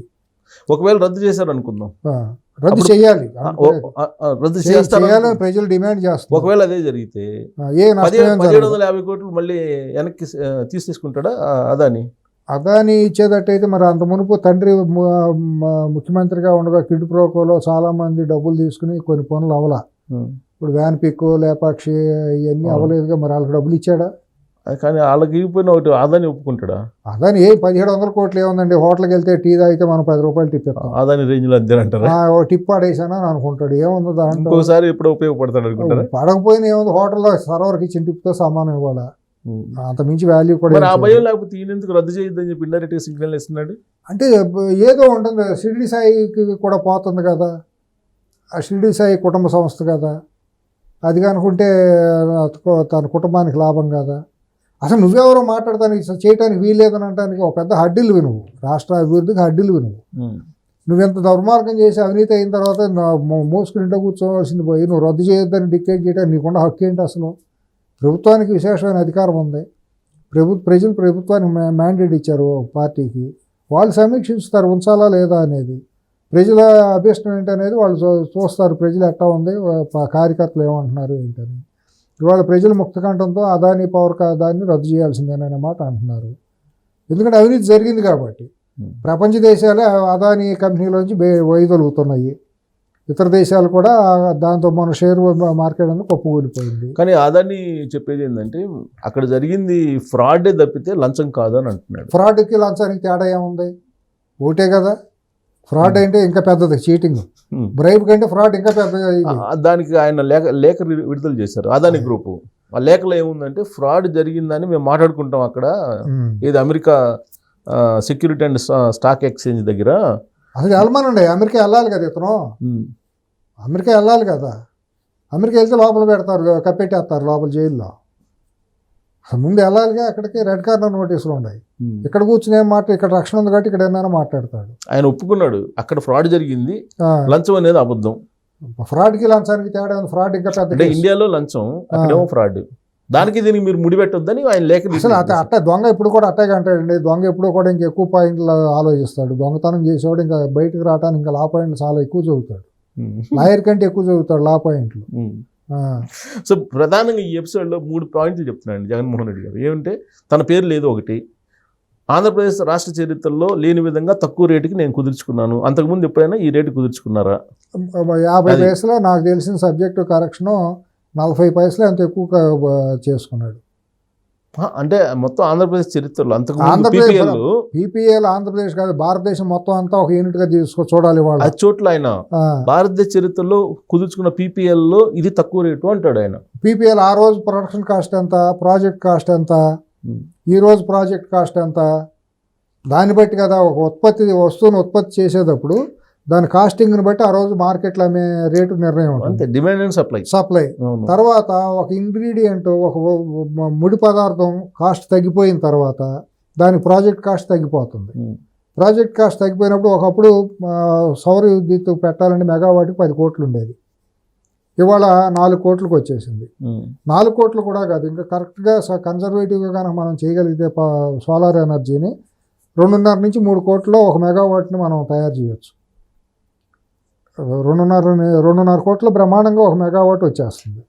వచ్చేసినప్పుడు 2.5 కోట్లు బేస్ చేసుకుని మనకి ట్రాన్స్మిషన్ ఛార్జెస్ పెట్టే రేట్ ఫిక్సేషన్ జరుగుతుంది. అంతేగాని ఆ రోజు ఇచ్చారు కాబట్టి అంతకంటే నేను ఇదేని అనడానికి వీలు లేదుగా, తక్కువ అని అనడానికి. ఈ రోజు ఉన్న మార్కెట్లు ఎందుకంటే తక్కువకి వచ్చే అవకాశాలు ఉన్నాయి. అది చెప్పట్లేదు ఆయన. అదే మరి దాచిపోయి మాట్లాడేది. అది చెప్పట్లేదు. 6 కోట్ల రూపాయలు పెట్టి నేను చేశానంటాడు. నిజంగా చేస్తే వాళ్ళు 3 కోట్లకే మెగావాట్ తయారయ్యే ఇది వాళ్ళ ఉంది వరల్డ్ వైడ్ గా. ఇప్పుడు రేపు జనవరి నుంచి ఆయన ప్రజల్లోకి వెళ్ళి నా పేరు లేదు అమెరికా ఛార్జ్ షీట్ లో, 1, 2 రాష్ట్ర చరిత్రలో ఇంతకన్నా తక్కువ రేట్ లేదు. ప్రజలు చాలా తెలివిగలవాళ్ళు. ఇవాళ ఏ పేజీలో ఉందో ఆ పేజీ ప్రింట్అవుట్లు తీసి ఊరు వాడ పెడతారు. 54 పేజీలు నా దగ్గర ఉంది PDF, అది ఎక్కడెక్కడ ఉందనేది ప్రతి ఊళ్ళోనూ పెడతారు. ఒరే బాబు నీ పేరు ఇది, ముఖ్యమంత్రి అంటే ఇది, అగ్రిమెంట్ అంటే ఇది, నువ్వు సంతకం పెట్టింది ఇది, నువ్వు ఎయిర్పోర్ట్ నుంచి కారు పంపింది ఇది, నువ్వు ఇన్ని గంటలు కలిసి కూర్చొని మాట్లాడుకుంది ఇది, నీ పేరు ఉందా లేదనేది ఇదే చాలు. నువ్వు ముఖ్యమంత్రి అంటే ఎవడో, చీఫ్ మినిస్టర్ అంటే నువ్వే కదా, అన్నీ పెడతారండి. నువ్వు ఏం మాట్లాడినా లేదు. ఇంకేదైనా మాట్లాడానుకో. 3వ పాయింట్ ఏంటంటే మధ్యవర్తి అనేవాళ్ళు లేదు దీంట్లో. నేనే తీసుకున్నాను. మరి మధ్యవర్తి అంటే మరి 1750 కోట్లు, మళ్ళీ 10 కోట్లు 50 కోట్లు బెజ్జలో గిజ్జలు ఎవడని తిన్నాడు అనుకోండి, మళ్ళీ ఎందుకని చెప్పి మొత్తం డైరెక్ట్గానే 3 పిల్లలే చూసుకుంటారు. మీడియేటర్ ఎందుకు? ఇంకా తమాషా ఏంటంటే ఈ ఒప్పందాలన్నీ కూడా బీజేపీ ఇతర రాష్ట్రాల్లో కుదుర్చుకుంది అదాని గ్రూప్ అని. బురదాళ్ళ మీద వేసేసేస్తే శుభ్రంగా సేఫ్ కదా. 5 రాష్ట్రాలు కుదుర్చుకుంది, ఎక్కడ కూడా బీజేపీ ప్రభుత్వం లేదు. అది మోడస్ ఆపరండి అట్లా ఉంటుంది. ఎందుకంటే మాకేం లేదు కదా అని చెప్పుకుంటానికి. రేపు పొద్దున ఎందుకు బీజేపీ కూడా చెబుతుంది అన్నమాట, అక్కడికి వెళ్ళి చేసుకురండి, ఇక్కడికి వెళ్ళి చేసుకురండి. చేసేవాళ్ళు వీళ్ళేగా, వాళ్ళు చెబితే ఇక్కడ జరుగుతాయిగా. ఈడీ అంత ఈడీ మహిమ అనమాట అండి. ఈడీ కన్సర్న్లు ఇవన్నీ జరుగుతాయి. ఈడీలు సిబిఐ కన్సర్న్లో కేంద్ర ప్రభుత్వం యొక్క కేంద్ర హోంశాఖ మంత్రి గారి డైరెక్షన్లో ఇవన్నీ జరుగుతాయి. ఇవన్నీ తెలియని భాగవతాల. ఇవాళ మనం ఏదో మాట్లాడుకుంటున్నాం, తెలియగలాలి అనుకుంటున్నాం. సిఎస్ గారు మనకంటే వ్యవసాయం చేసే కూలీలు అంతకంటే మనకంటే చాలా గొప్ప. ఇప్పుడు అసలు సమాచారం వాళ్ళ దగ్గర విపరీతంగా ఉందండి. మీరు అసలు అమోఘమైన తెలివితేటలు. వాళ్ళు ఏదంటే వాళ్ళ జాతకం అక్కడ ఉండి గ్రామాల్లో ఉంటున్నారు, ఆ ఊళ్ళో టీ బంకుల దగ్గర అక్కడక్కడ ఉంటున్నారు. ఏదో మనకేదో వచ్చి హైదరాబాద్లో కూర్చుని మళ్ళీ ఢిల్లీలో కూర్చుని మేము చాలా భేదవాళ్ళం గొప్పవాళ్ళమని కళ్ళగా అంటున్నాం. ఇవాళ ఈ సోషల్ మీడియా ఇదంతా టెక్నాలజీ వచ్చిన తర్వాత ప్రతి ఒక్కరికి క్షణాల్లో అందుతుంది. కానీ ఆంధ్రప్రదేశ్ భవిష్యత్తు ఏంటి అనేది ఆలోచిస్తే మరి వీళ్ళు రైట్ టైంలో రైట్ తీర్పిస్తున్నారా ప్రజలు అని అనుకుంటే మరి అది మిస్ అయింది. దానికి కొంత తప్పు. అంతకుముందు 2014-19 ప్రభుత్వం కూడా నేను ఖచ్చితంగా చెప్పగలను. ఆ రోజు స్వయంకృతాపరాధం అన్నమాట వాస్తవం. స్వయంకృతాపరాధంతోనే ఒక అసాంఘిక శక్తి ముఖ్యమంత్రిగా అవ్వాల్సిన కర్మ వచ్చింది ఆ రోజు. ఆ రోజు అప్పుడే కనుక మరి కూటమితో కనుక ఉండుంటే ఎట్టా ఉండేదో. ఆ రోజు బీజేపీ, జనసేన, తెలుగుదేశం కనుక ఉండుంటే చాలా వరకు కట్టడి అయ్యేదానికి అవకాశం ఉండేది. ఆ రోజు తీసుకున్న చారిత్రక తప్పిద నిర్ణయాలు అవన్నీ కూడా. అట్లాగే వీళ్ళు కూడా ఒంటెద్దు పోకడతో పోవటం, ఆ ఒంటెద్దు పోకడలో కొన్ని ఇప్పుడు కనపడుతున్నాయి, మళ్ళీ పునరావృతం అవుతుందేమోననే భయం నాకు. ఇప్పుడు మరి 2019లో జరిగిన తప్పు మళ్ళీ జరగదు అనుకుంటున్నారా? అదే పునరావృతం అవుతుందనే కదా నేను మీతో ఉంటుంది. మళ్ళీ పునరావృతం అయ్యే విధంగా ఆ దిశగా అడుగులు పడుతున్నాయి. ఇందాక నేను అందుకనే అందులో లోకేష్ వీళ్ళందరూ సమీక్షించుకోకపోతే నష్టపోతారని అందుకనే. అంటే వాళ్ళకేం నష్టం ఉంటుంది? రాష్ట్రానికి రాష్ట్రమే పోతుంది. ఇప్పుడు వాళ్ళకేముంది, వాళ్ళకి ఓడిపోతే కాగితం కోసం మళ్ళీ ఏముందంటే ఓడిపోతే ఏమన్నా చుట్టూ గన్మ్యాన్లు ఉంటారు, హ్యాపీగా మళ్ళీ సంపాదించుకున్న ఆస్తులు ఉంటాయి. హైదరాబాద్ వస్తారు, హైదరాబాద్లోనే జగన్మోహన్ రెడ్డి అయితే బెంగళూరులో ఉంటాడు. ఎవరు పోయేది వాళ్ళు, రాష్ట్రమే పోయింది. వాళ్ళ రాష్ట్రం పోయింది, రాష్ట్రంలో యువత యొక్క భవిష్యత్తు పోయింది. ఎందుకంటే సొంత రాష్ట్రంలో ఉద్యోగాలు ఏమీ లేకుండా, రోడ్లు కూడా కనీసం మౌలిక వస్తువులన్నీ కుదేలైపోయినాయి, ఆరోగ్య వ్యవస్థ పూర్తిగా నాశనం అయిపోయింది. మొత్తం ఏ జబ్బులు వచ్చినా హైదరాబాద్ లాంటి ఈ ప్రాంతాలకు రావాలి, కానీ సొంత రాష్ట్రంలో ట్రీట్మెంట్లు చేసుకుని అందులోని పరిస్థితిలో పెట్టుకున్నారు.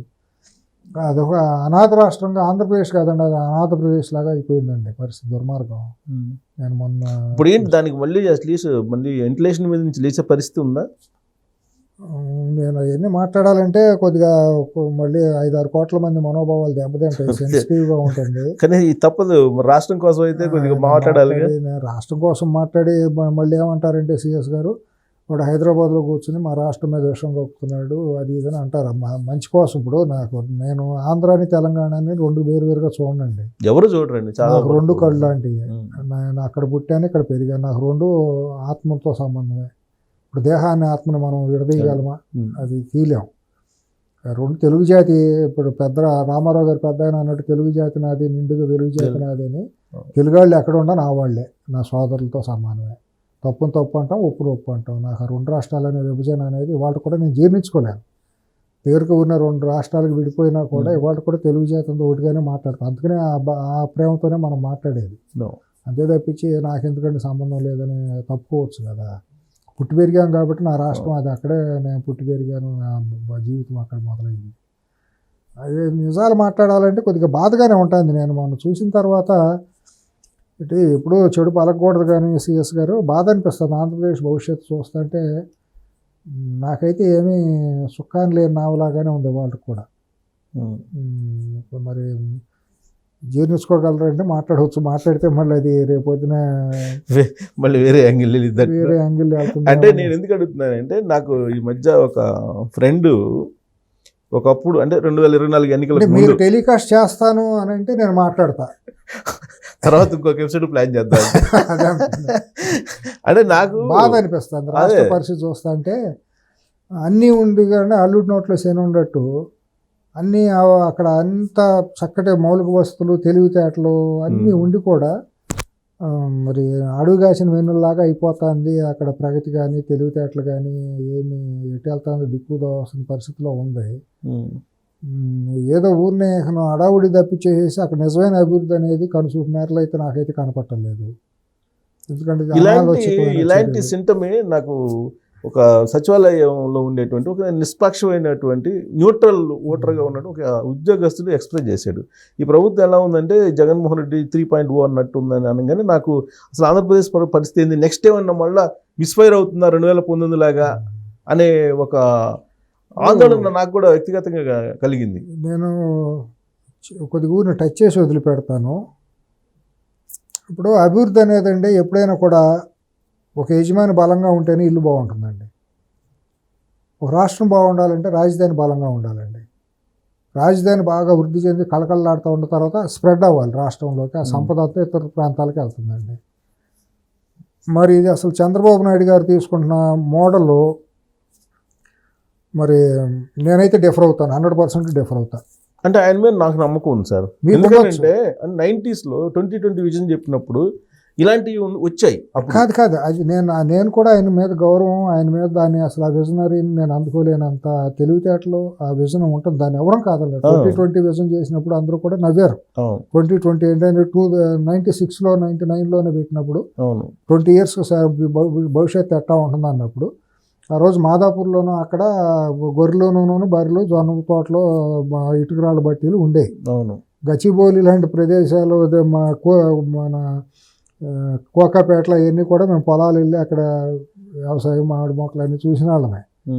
మరి ఆ 20 సంవత్సరాల తర్వాత ఎంత ఉంటుందని ఆయన ఒక విజనరీ డాక్యుమెంట్ రిలీజ్ చేశారు. కరెక్ట్, అదంతా వేరే సంగతి. కానీ ఆ రోజున ఆయన ఇలాంటిది చెప్తే ఇప్పుడు అమరావతి గురించి విమర్శలు కొంచెం వస్తున్నాయి, 2047 అనే విజనరీ డాక్యుమెంట్ ప్రపంచం ఎట్టా ఇవాల్వ్ అవుతుంది, దాన్ని ఎట్టా అందుకోవాలి అనేది ఆయనకు విజన్ అన్నమాట. వాస్తవం, నేను కాదంటలా. నేను సబ్జెక్ట్లోకి వస్తా. అసలు మామూలుగా నాకున్న ఇదేంటంటే అమరావతి ఒక 5 లక్షల మంది జనాభా అవ్వాలంటే ఎప్పుడు అవ్వాలి, ఏ రకంగా తీసుకున్న చర్యలు అవుతుంది, అది అభివృద్ధి చెందాలని కోరుకుంటాను నేను. అమరావతి అనేది ఒక విశ్వనగరంగా మారాలి, అది విశ్వవ్యాప్తమైన మంచి ఇదిలాగా టూరిస్ట్ స్పాట్ లాగా రావాలని కోరుకుంటాను నేను. ఎందుకంటే ఆఫ్టర్ ఆల్ మనం పుట్టి పెరిగా మన ఇది కాదండి, మన ప్రాంతం మన అభివృద్ధి చేసుకోవాలి. రెండూ పెరగాలి, హైదరాబాద్ పెరగాలి, అమరావతి పెరగాలి, వైజాగ్ పెరగాలి, తిరుపతి పెరగాలి, అన్నీ పెరగాలి. అందరూ బాగుండాలి, అందులో మనం ఉంటాం. అందరూ బాగుంటేనే మనం ఉండేది. ఇవాళ చంద్రబాబు గారితో నేను ఎక్కడంటే డిఫర్ అయ్యేదండి. మరి ఆయన ఎందుకు చేస్తున్నారో నాకు తెలియదు, కానీ మరి నేను అంత మేధావిని కాదు, నేను ఎకనమిస్ట్ని కాదు, లేకపోతే పొలిటీషియన్ని కాదు, ఆయన్ని విమర్శించే అంత ఇది కాదు. నా వ్యక్తిగత అభిప్రాయం ఏంటంటే సామాన్య దృష్టిలో ఇప్పుడు అమరావతి అనే దానికి ఇన్వెస్ట్మెంట్లు రావాలి. సిఎస్ గారు ఎంతసేపు నువ్వు ఐఏఎస్లు ఐపీఎస్లకి వీళ్ళ అపార్ట్మెంట్లోనూ హైకోర్టు కట్టేస్తే కుదరదండి. మీరు తీసుకొచ్చే అభివృద్ధి అన్నింటినీ మొత్తం స్కాటర్ చేసేస్తున్నారు. ఎవడో వేసాడు 3 రాజధానులను తొగ్లగ్గాడు అన్నాడు, దానికి భయపడిపోయి నేను 3 అన్నీ సమానంగా పెంచుతాను అని అంటే ఏది ఏ ప్రాంతం సమానంగా పెరగదు, ఇవాళ అభివృద్ధి జరగదు. అమరావతి అనేది అభివృద్ధి జరిగితేనే నీకు ఒక బ్రాండ్ ఇమేజ్ అనేది ఒక రాష్ట్రానికి ఉంటుంది. అమరావతికి అసలు ఇవాళకి ఏ ప్రాజెక్టు రాకుండా తీసుకెళ్ళిపోయి డ్రోన్స్ అంటే తీసుకెళ్ళి కర్నూలు అంటాడు ఆయన, ఇంకా హార్డ్వేర్ అంటే తిరుపతి అంటాడు, సాఫ్ట్వేర్ అంటే విశాఖపట్నం అంటాడు, వచ్చింది బీపీసీఎల్ ప్రాజెక్టు బందరవతి తీసుకెళ్ళి నెల్లూరు పెడతాడు. అసలు గుంటూరు, కృష్ణా, ప్రకాశం జిల్లాల మీద నీ చూపే ఉంది. అసలు ఏం డెవలప్ చేస్తున్నామని ప్రజలు అక్కడ ఉండాలి. ఎడ్యుకేషన్ ఎవడొస్తాడు? ఎడ్యుకేషన్ హాస్టల్లో ఉంటారు. ఎవరొస్తారు? ప్రజలు వస్తారా? మైగ్రేషన్ ఎట్లా వస్తుందండి? నీకు అక్కడికి రావాలంటే వర్క్ ఫోర్స్ రావాలి కదా, ఉద్యోగాలు డెవలప్ కావాలి, ఉద్యోగాలను బట్టి యాన్సిలరీస్ వస్తాయి, ఇండస్ట్రీస్ వస్తే దానికి యాన్సిలరీస్ కొన్ని వస్తాయి.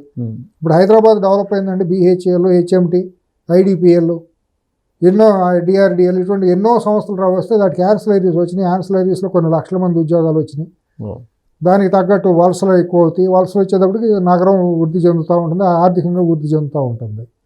అసలు మీకు అమరావతికి వాళ్ళు మీరు తీసుకున్న మోడల్ ఏంటి? ఎంతసేపు అది ఇది అని మా గారడీ తప్పించి అమరావతిలో మీరు ఏం చేస్తున్నారు? డెవలప్మెంటు, రాష్ట్రం అభివృద్ధి ఏ రకంగా అవుతుంది?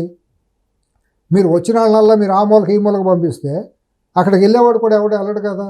మంచి వర్క్ ఫోర్స్, మంచి టాలెంటెడ్ పీపుల్ వెళ్ళాలంటే ఆడికి పిల్లల చదువులు ఆలోచించుకుంటారు కదా. ఇప్పుడు మన తీసుకెళ్ళి మడకసిరలో భారత్ ఫోర్జ్ అనే కంపెనీకి తీసుకెళ్ళి మడకసిరలో ఇచ్చారు. మడకసిరలో విద్య ఏమైనా దొరుకుతుందా? సరైన టీచింగ్ ఫ్యాకల్టీ దొరుకుతుందా? మంచి స్కూళ్ళు ఉంటాయా? అక్కడ చేసే ఉద్యోగస్తులకి ఏమైనా ఆరోగ్య భద్రత ఏమైనా కావాలంటే మంచి సూపర్ స్పెషల్ ఎవరు ఆఫ్టర్ ఆల్ ప్రతి ఒక్కరు కోరుకునేది మంచి వైద్యం కోసం కదా. నా పిల్లల హెల్త్ కదా, ట్రాన్స్పోర్ట్ నువ్వు తీసుకెళ్ళి ఎక్కడో పడేసేసి ఆ మూల ఈ మూల పడేసేస్తే నువ్వు అయ్యి ఒక MIT తీసుకెళ్ళి తాడేపల్లిగూడెంలో పెట్టాడు ఆయన. తాడేపల్లిగూడెనికి ఏమో అసలు విజయవాడకి ఏమైనా పొంతన ఉందండి?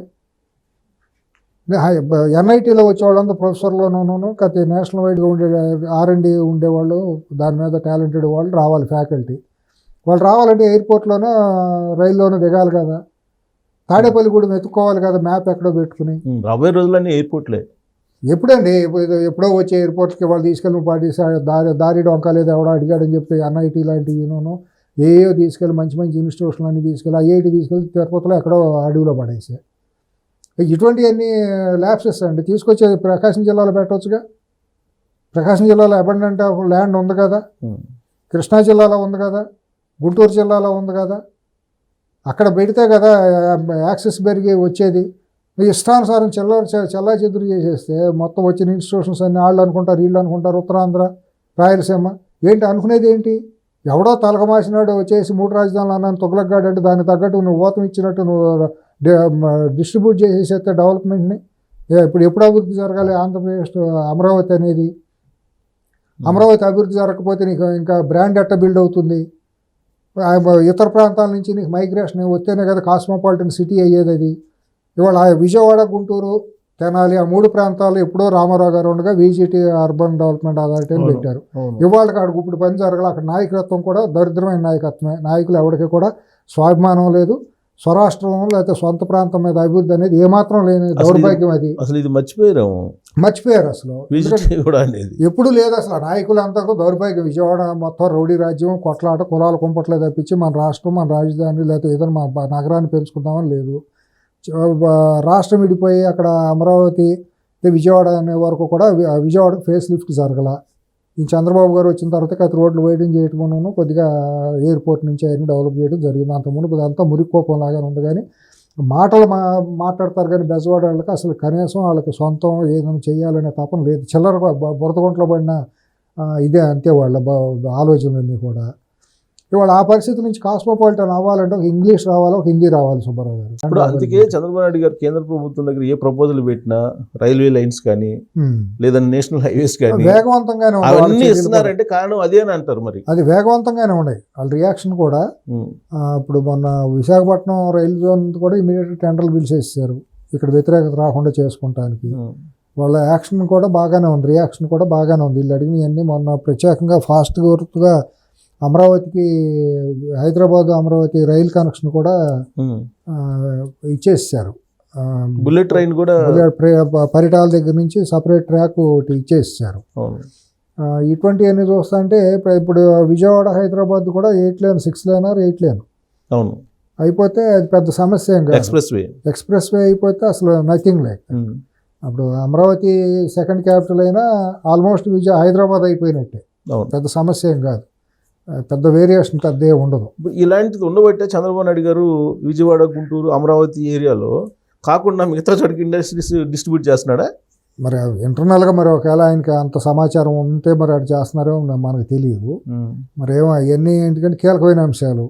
అదే మీరు చెప్పిన ప్రకారం అన్ని స్కాటర్ చేస్తున్నారు. అక్కడైతే మాత్రం రోడ్లో ఎన్ని మాత్రం ఇంటర్నేషనల్గా లండన్లో పోస్టర్ కంపెనీతో చేసిన డిజైనింగ్ అండి. నార్మల్ పోస్టర్తో చాలా విశాలమైన రోడ్లోనూ పెద్ద పెద్ద ఇంటర్నేషనల్ సిటీ అది. ఒకవేళ దాన్ని ఏమన్నా మేము తీసుకుంటామనంటే వీళ్ళు ఎవరు కాదంటానికి వీలు లేదు కదా, హ్యాపీగానే ఇస్తారు. ఆంధ్రులు కూడా ముందుగా వస్తారు. తెలంగాణలో హైదరాబాద్ని సెకండ్ క్యాపిటల్ అంటే వ్యతిరేకత రావచ్చు, కానీ ఆంధ్రప్రదేశ్లో పెద్ద వ్యతిరేకత ఎవరికి రాదు. అవును, ఇక్కడైతే తెలంగాణ అయితే కేసీఆర్ లాంటి వాళ్ళు రెచ్చగొడతారు. స్థానికత్వాన్ని చాలా ప్రాబ్లమ్స్ ఉంటాయి కదా, వస్తాయి. మేము ఎందుకని రకరకాలుగా చేసి సెంటిమెంట్లు రెచ్చగొట్టే ఇది ఉంటుంది. ఆంధ్రప్రదేశ్ కనుక ఒకవేళ ఆ చర్య తీసుకున్నారనుకోండి, బీజేపీ రూలింగ్లో ఉన్న కేంద్ర ప్రభుత్వం అసలు వెల్కమ్ చెబుతారు. తీసుకోవే బాబు మాకు అవసరం లేదు, పెద్ద ఇబ్బంది, మేమేం కాదనం అని చెబుతారు. ఇది చెప్పి అక్కడి నుంచి పక్కకెళ్ళి కావాలంటే ఎక్కడో 200-300 ఎకరాల్లో కట్టుకుని రాష్ట్రానికి కావాల్సిన సెక్రటరియట్ని, హైకోర్టుని. సో అప్పుడు నరేంద్ర మోడీ గారు ప్రామిస్ చేసిన విధంగా ఢిల్లీ తరహా రాజధాని అడుగుచ్చినట్టే. అంతేగా, ఢిల్లీ తరహా రాజధాని వస్తుంది, రెండో ఢిల్లీ లాగా వచ్చేస్తుంది. అప్పుడు కొద్దిగా కాస్మోపాలిటన్ కల్చర్ వేగవంతం అవుతుంది. అమరావతి అనేది అప్పుడు కాస్మోపాలిటన్ కల్చర్గా దాని రూపురేఖలో ముఖచిత్రం మారుతుంది. ఎందుకంటే అక్కడి నుంచి హిందీ మాట్లాడే వాళ్ళందరూ కూడా ఇక్కడ ఉద్యోగాలకు రావటం, డిఫెన్స్ వాళ్ళు వీళ్ళందరూ రావటం చాలా వేగవంతంగా ఉంటుంది. అప్పుడు ఎట్లాగా ఇప్పుడు తీసుకునే చర్యలు అప్పుడు మంచిది అనిపించవచ్చు. ఇప్పుడు నేనేంటంటే అది ఊహించకుండా ఇవాళ అమరావతిగా మాట్లాడితే ఇది జరుగుతుంది అనుకున్నాం.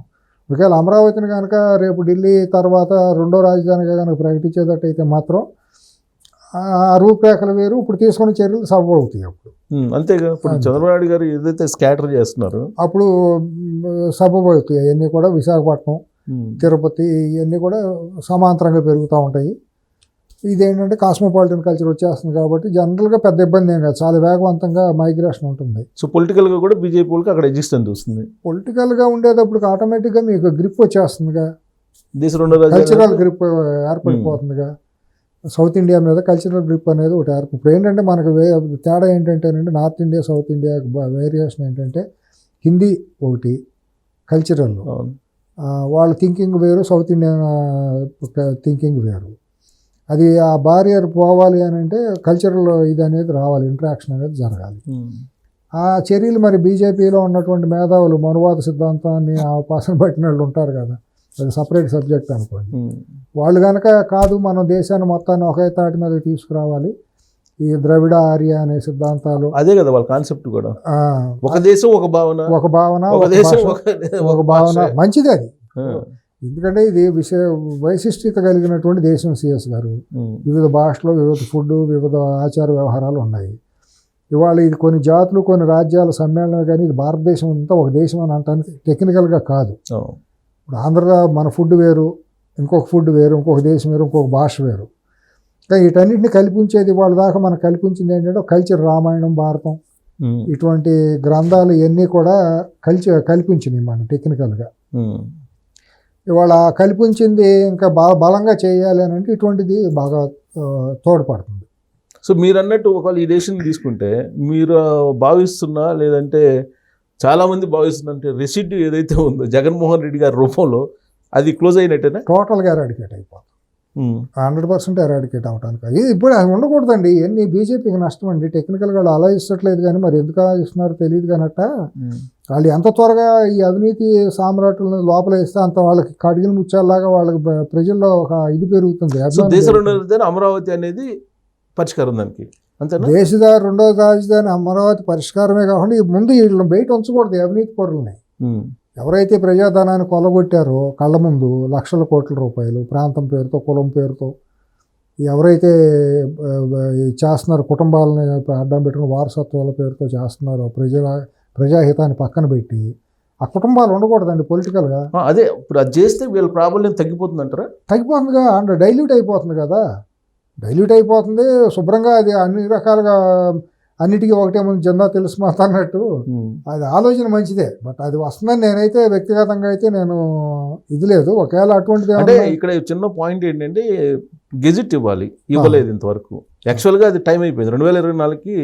కానీ బీజేపీకి ఆలోచన ఉండే మనకు తెలియదు. గెజిట్ ఎందుకు ఇవ్వలేదు అనే దాని మీద చర్చ జరిగినప్పుడు ఇది వస్తుంది. అవును, అదీను ప్లస్ ఏంటంటే హైదరాబాద్ అనేది వచ్చేటప్పటికి ఆల్రెడీ ఎమర్జ్ అయిపోయింది. ఒక ప్లాన్డ్గా ఏమీ లేదు. దీని రీస్ట్రక్చర్ కూడా చేసే ప్రసక్తే లేదు. ఇప్పుడు చూస్తున్నాం కోకాపేట, గచ్చిబౌలి వెళ్తే వర్షం పడితే రోడ్ల మీదకి నీళ్ళు లేదు. ట్రాఫిక్ దారుణంగా ఉంది పరిస్థితి. ఇలాంటప్పుడు రెండు రాజధాని పెడితే అదైతే అసలు ఎవరు పట్టించుకోరు. విశాలమైన రోడ్లు, సపరేట్ ఏర్పాటు చేసుకోవచ్చు, సపరేట్ యాక్ట్ పెట్టుకోవచ్చు. ఎవరు ఉండాలి, ఎవరు ఉండకూడదు ఏంటని. చండీగఢ్లో పెద్ద విపరీతంగా పెద్ద తాకిడి కూడా ఏముండదు. స్ప్రెడ్ అవుతానికి విపరీతంగా మాకు ఒంగోలు దాకా వెళ్ళిపోతుంది. ఇటు మీకు కావాలంటే ఎటైనా చుట్టూ విశాలమైన ఇది ఉంది, ప్రాంతం ఉంటుంది. ఒక అనలిస్ట్గా అట్లీస్ట్ రాష్ట్రం విడిపోయేటప్పుడు ఆంధ్రప్రదేశ్ వాళ్ళు సరిగ్గా యాక్ట్ చేయలేదనే ఒక మచ్చ ఉంది కదా బాగా. ఇప్పుడు కనీసం రెండో రాజధానికి తీసుకొస్తే ఆ మచ్చ పోద్ది వాళ్ళకి. అదే ఆ చిత్తశుద్ధి ఉంటే వాళ్ళు అడుగుతారు, డిమాండ్ పెట్టవచ్చు. మాకు రండి, మేము అభ్యంతరం లేదు. ఇప్పుడు దేశంలో నుంచి మనం బయటికి వెళ్ళలేం కదండి, ఇష్టం లేకపోయినా. భారతదేశమేగా మనకి, ఇదే రాజ్యాంగం కదా. అన్నప్పుడు మన దేశానికి ఇంకో రాజధాని కావాలన్నప్పుడు మనమే వెళ్ళి మా దగ్గర పెట్టుకోండి అంటంలో తప్పే ఉంది. మాకు వద్దని అడిగేదానికంటే కూడా అందరూ అదే కదా అడిగేది. కానీ ఇది టెక్నికల్ సెంట్రల్ లొకేటెడ్. కానీ అన్ని రాష్ట్రాలు అడుగుతున్నాయి.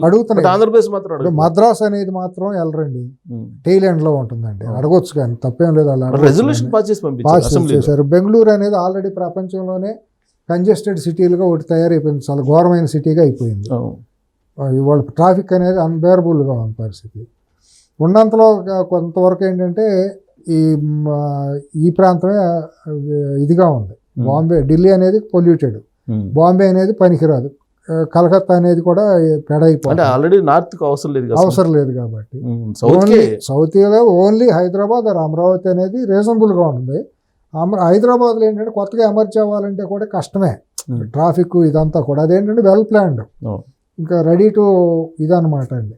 ఇంక మొదలెట్టలేదు కాబట్టి మొదలు పెట్టుకుని లేదు మేము తీసుకుంటామంటే కన్స్ట్రక్షన్ కూడా ఇంకా వాళ్ళు చేసేసుకోవచ్చు. సో ఇప్పుడున్న పరిస్థితుల్లో ఇప్పుడు గవర్నమెంట్ కూడా ఒక రెజల్యూషన్ పాస్ చేసి పంపించాలంటారు. బ్రహ్మాండంగా చేయొచ్చు. ఇప్పుడు ప్రత్యేక సమావేశాలు పెట్టి మీరు తీసుకుంటానంటే మేము ముందుకే వస్తాం, త్వరగా తీసేసుకోండి అని చెప్తే ప్రజలు హ్యాపీగా ఫీల్ అవుతారు. అన్ని రకాలుగాను బాగానే ఉంటుంది.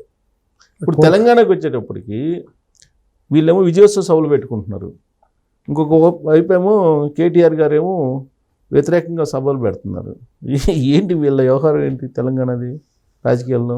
తెలంగాణలో కూడా నేను అనుకునేది ఏంటంటే బీజేపీ బీఆర్ఎస్ని అడ్డం పెట్టి రెచ్చగొడుతుంది అనిపిస్తుంది. ఎందుకంటే మన కేటీఆర్ వెళ్ళి హోమ్ మినిస్టర్ని అమిత్ షాని కలిసి వచ్చారనేది వార్తలు. ముందేమో ఎవరు మాట్లాడలేదు, తర్వాత కలిస్తే తప్పే ఉంది, మేము కలుస్తాం, రాజకీయంగా కలవకుండా ఎందుకుంటాం అనే మాట అన్నారు. ఈ పరిస్థితుల్లో బీజేపీ అనేది బీఆర్ఎస్ని దగ్గరికి తీసుకు ముందు పెడతాందేమో అనేది ఒకటి వచ్చింది. ఒకవేళ బీజేపీ కనుక బీఆర్ఎస్ని ముందు పెట్టి కొడితే మాత్రం బీఆర్ఎస్కి నష్టం జరుగుతుంది. లాంగ్వేజ్ అనేది మేజర్ జర్మన్ కూడా నేర్పిస్తాను జపాన్ అని చెప్పి ఈ మధ్య దేశం తీసుకున్నారు. అది తాను ఎప్పుడైనా చేసి అయ్యేటప్పటికి ఎప్పుడు తర్వాత కదా. ఇవాళ హైదరాబాద్ ఇవాళ ఇంత విపరీతంగా పెరగడానికి కారణం ఏంటంటే భాష అనేది మెయిన్ అండి. హిందీ అనేది ఇక్కడ ఉర్దూ హిందీ ఉండటం మూలాన, తర్వాత ఇంగ్లీషు. ఇప్పుడు అక్కడ అమరావతి కాస్మోపాలిటన్గా పెరగాలి అని అంటే ఈ చర్యలు పనికిరావండి. అక్కడికి చాలా తొందరగా చాలా స్పీడ్గా వచ్చే మైగ్రేషన్ జరగాలి. టెక్నోక్రాట్స్ రావాలి, ఇంజనీర్లు రావాలి, సైంటిస్టులు రావాలి. వాళ్ళందరికీ అక్కడ ఉండటానికి నివాసం, హాస్పిటల్స్, ఎడ్యుకేషన్. అప్పుడు కదా ఎడ్యుకేషన్ అంటే అర్థం. ఇప్పుడు మీరు 1000 పడకల హాస్పిటల్ పెట్టారు అనుకోండి, పేషెంట్లు వస్తారు కానీ మనుషులు వచ్చి కాపురం ఎందుకుంటారు అక్కడ. ఒక కాలేజీ పెడితే వస్తారు, పిల్లలు వస్తారు, దాంట్లో హాస్టల్లో చదువుకుంటారు కానీ బయట జనసమర్థత ఎందుకు పెరుగుతుంది అక్కడ? మైగ్రేషన్ అనేది ఉండదు. ప్రజల మైగ్రేషన్ వచ్చారు కదా, ప్రజా రాజధాని అయ్యేది. నువ్వు ప్రజా అమరావతి, ప్రజా రాజధాని అని బ్రాండ్ పెట్టి ప్రజలు వచ్చే చర్యలు ఒకటి కూడా లేదు కదా. మొత్తం వచ్చిన కంపెనీలన్నింటినీ ఇష్టానుసారం కుక్కలు చెంపిన ఇస్తలాగా చేసేస్తాం. ఇంకోటి చెబుతాం మీకు, మరీ సూక్ష్మం ఇంకోటి కూడా చెబుతా. భారతదేశంలో సంపాదించిన డబ్బు అంతా పొలిటీషియన్స్, బ్యూరోక్రాట్స్, ఇండస్ట్రీస్ దొంగ వ్యాపారాలు చేసి స్విస్ బ్యాంకుల్లో తరలిచ్చారనే కదా మన ఆరోపణ. నరేంద్ర మోడీ అదేగా చెప్పింది. మొత్తం అక్కడ తీసుకొస్తే ఇక్కడ అభివృద్ధి జరుగుతుందనే కదా. ఇక్కడ ఈ డబ్బు ఇక్కడ ఖర్చు పెడితేనే కదా అయ్యేది. ఇవాళ ఆంధ్రప్రదేశ్లో ఉన్న పొలిటీషియన్స్, బ్యూరోక్రాట్స్ అందరూ 100కి 90 మంది, 100కి 100 మంది అంటే ఇందాక అన్నాను కదా, మనం కూడా లీగల్గా ఒక అవకాశం పెట్టుకోవాలి కదా. 100కి 100 మంది అనలేదు కాబట్టి నా అంతం కోసం 100కి 90 మంది. అక్కడ చేసే అవినీతి, అరాచకాలు లేవని మనం చెప్పగలమా? అవినీతి అనేది విశ్వవ్యాప్తం. అక్కడ చేసిన అవినీతి ఐఏఎస్లో, ఐపీఎస్లో వీళ్ళు ప్రభుత్వ ఉద్యోగులు, లేకపోతే రాజకీయ నాయకులు, ఇండస్ట్రియలిస్టులు అందరూ ఏదైతే కరప్షను తీసుకొచ్చి అక్కడ పెడుతున్నారు, హైదరాబాద్కి తరలిస్తున్నారు కదా. మొత్తం తీసుకొచ్చి హైదరాబాద్లో, లేకపోతే బెంగళూరు, చెన్నై, ఎక్కువగా మేజర్ 80% హైదరాబాదు. తర్వాత 80 కాదు 60%, 70% హైదరాబాదు, 20% బెంగళూరు, 10% ఏమంటే చెన్నైకి వెళ్తున్నారు. ఇవాళ ఆ డబ్బు అక్కడ ఖర్చు పెడతలేదు కదా ఒక్కడు కూడా. అక్కడ సంపాదించుకొని ఇక్కడ గుమ్మరిస్తున్నారు కదా. ఇంకా అది ఆంధ్రప్రదేశ్ కానీ అమరావతి కానీ ఎందుకు అభివృద్ధి చెందుతుందండి? పుట్టిపోయిన గేదె అక్కడ పిండికి వస్తున్నారు, ఇక్కడ పోసుకుంటున్నారు. మరి అక్కడ అభివృద్ధిని ఎట్టా కోరుకుంటాం మనం, ఎట్టా ఊహించగలం చెప్పండి? అక్కడేమో పిండుకోవటానికేమో అక్కడ ఇదే తినేది, పాలు పిండుకునేది అక్కడ. ఈ పాలు తీసుకొచ్చి ఇక్కడ నువ్వు హైదరాబాద్లో రియల్ ఎస్టేట్లోనూ ఆస్తులు పెట్టుకుంటావా? అంటే మీకేం అభిమానం ఉన్నట్టు రాష్ట్రం మీద? ఓడిపోతేనేమో హైదరాబాద్, గెలిస్తేనేమో వీకెండ్లో హైదరాబాద్ ఇక్కడికి వచ్చి క్లబ్బుల్లో పేకాడుకోవాలి, ఉండాలి. ఇవాళ ఈ పొలిటీషియన్స్ పిల్లలందరూ ఎక్కడ ఉండేది? కేర్ ఆఫ్ అడ్రస్ ఇక్కడ, పబ్లిక్ క్లబ్లు ఇక్కడే కదా వ్యాపారాలు చేసేది. ఇప్పుడు ఈ వ్యాపారాలు ఏమన్నా అక్కడ పెడుతున్నారా? ఇక్కడ 5 స్టార్ 7 స్టార్ పబ్బులు గిబ్బులు నడిపేదంతా ఎవరో ఆంధ్ర ప్రాంతం చెందిన వ్యాపారస్తుల పిల్లలు కాదా? ఐఏఎస్లు, ఐపీఎస్ల పిల్లలు కాదా? ఆ వేల కోట్ల రూపాయలు సంపద తీసుకొచ్చి హైదరాబాద్లో పెడతా అంటే హైదరాబాద్ అభివృద్ధి చెందుతుంది కానీ అమరావతి ఎట్లా అభివృద్ధి చెందుతుందండి? దీన్ని ఎందుకు ఆలోచించరు? అక్కడ విఘ్నత కలిగిన సివిల్ సొసైటీ. జగన్మోహన్ రెడ్డి కంపెనీలు హెడ్ క్వార్టర్స్ హైదరాబాద్లో ఉంటాయి. చంద్రబాబు నాయుడు గారి కంపెనీలు హైదరాబాద్ అన్నీ ఉంటాయి. ఇవాళ మాట్లాడే సోకాల్డ్ మన మహారాష్ట్ర అని బయటకు మాట్లాడే వాళ్ళు అందరూ ఆత్మహత్య సదృశ్యంతో మాట్లాడుతూ ఉంటారు. వాళ్ళ ఆఫీసులు, రిజిస్టర్డ్ ఆఫీసులన్నీ హైదరాబాద్ బేస్డ్గా ఉండి ఇక్కడ హెడ్లతో ట్యాక్సులు కడతారు. మరి వీళ్ళకి అంత స్వాభిమానం, రాష్ట్రం మీద అంత అభిమానం ఉండి హెడ్ ఆఫీసులు అన్నింటినీ అక్కడ పుట్టిపేరుగా మా రాష్ట్రం, మా ఇది అనేవాళ్ళు మెయిన్ అక్కడ అభివృద్ధి. ఇప్పుడు ఎమ్మెల్యేలు, ఎంపీలు ఉన్నారు కదా, వాళ్ళ ఆఫీసులు, వ్యాపారాలు హైదరాబాద్లో ఉన్నాయి కదా. ప్రతి ఒక్కరికి వాళ్ళు తరలించవచ్చు కదా ఈయన మాట్లాడే వాళ్ళందరూ రాష్ట్రం మీద. సాక్షి ఇది ఎక్కడ ఉంది? భారతీయ సిమెంట్ హెడ్ ఆఫీస్, రిజిస్టర్డ్ ఆఫీసులు ఎక్కడ ఉన్నాయి? హెరిటేజ్ ఆఫీస్ ఎక్కడ ఉంది? లాస్ట్కి పిల్లల ఫంక్షన్స్ కూడా పంచల్ ఫంక్షన్లు అన్ని లేదా ఓణీల హైదరాబాద్లోనే ఫంక్షన్లు, కదండి. పెళ్ళిళ్ళు అన్ని ఇక్కడే చేస్తారు. కన్వెన్షన్ సెంటర్లు ఏది వచ్చినా ఇక్కడేనా, రజస్వలైన ఫంక్షన్స్ కూడా ఇక్కడే. ఇంకా ఎట్లా అభివృద్ధి చెందుతుందో చెప్పమానండి. అంటే భవిష్యత్తులో కూడా ఇంకా ఆంధ్రప్రదేశ్ అభివృద్ధి కనిపించట్లా అనేది- నేను అది ఇందాక చెప్తే బాగోదని అనుకున్నాను. ఎందుకంటే ఉండబట్టలేక నేను ఇవన్నీ మాట్లాడేయాల్సి వచ్చింది. నేను చూసి అమూలాగ్రహం చూశాను అక్కడ పరిస్థితుల్లో, చూసి అసలు ఏం కనపట్లా, నా కళ్ళ ముందు ఏమీ కనపట్లా. ఈ లెక్కన అంతే మీరు చెప్పేది. ఇప్పుడు అక్కడ సంపాదించుకుంటున్నారు, ఇక్కడ పెట్టుబడులు పెడుతున్నారు, వస్తున్నారండి. ఫంక్షన్ లేట్ చేసుకుంటున్నారు, ట్యాక్స్ లేట్ సిఎస్ కడుతున్నారు. గారు ఇండియాలో దోసుకుని స్విస్ బ్యాంకులో దాచుకునే దానికి, ఆంధ్రాలో దోసుకుని హైదరాబాద్లో దాచుకున్న దానికి తేడా ఏమీ లేదు.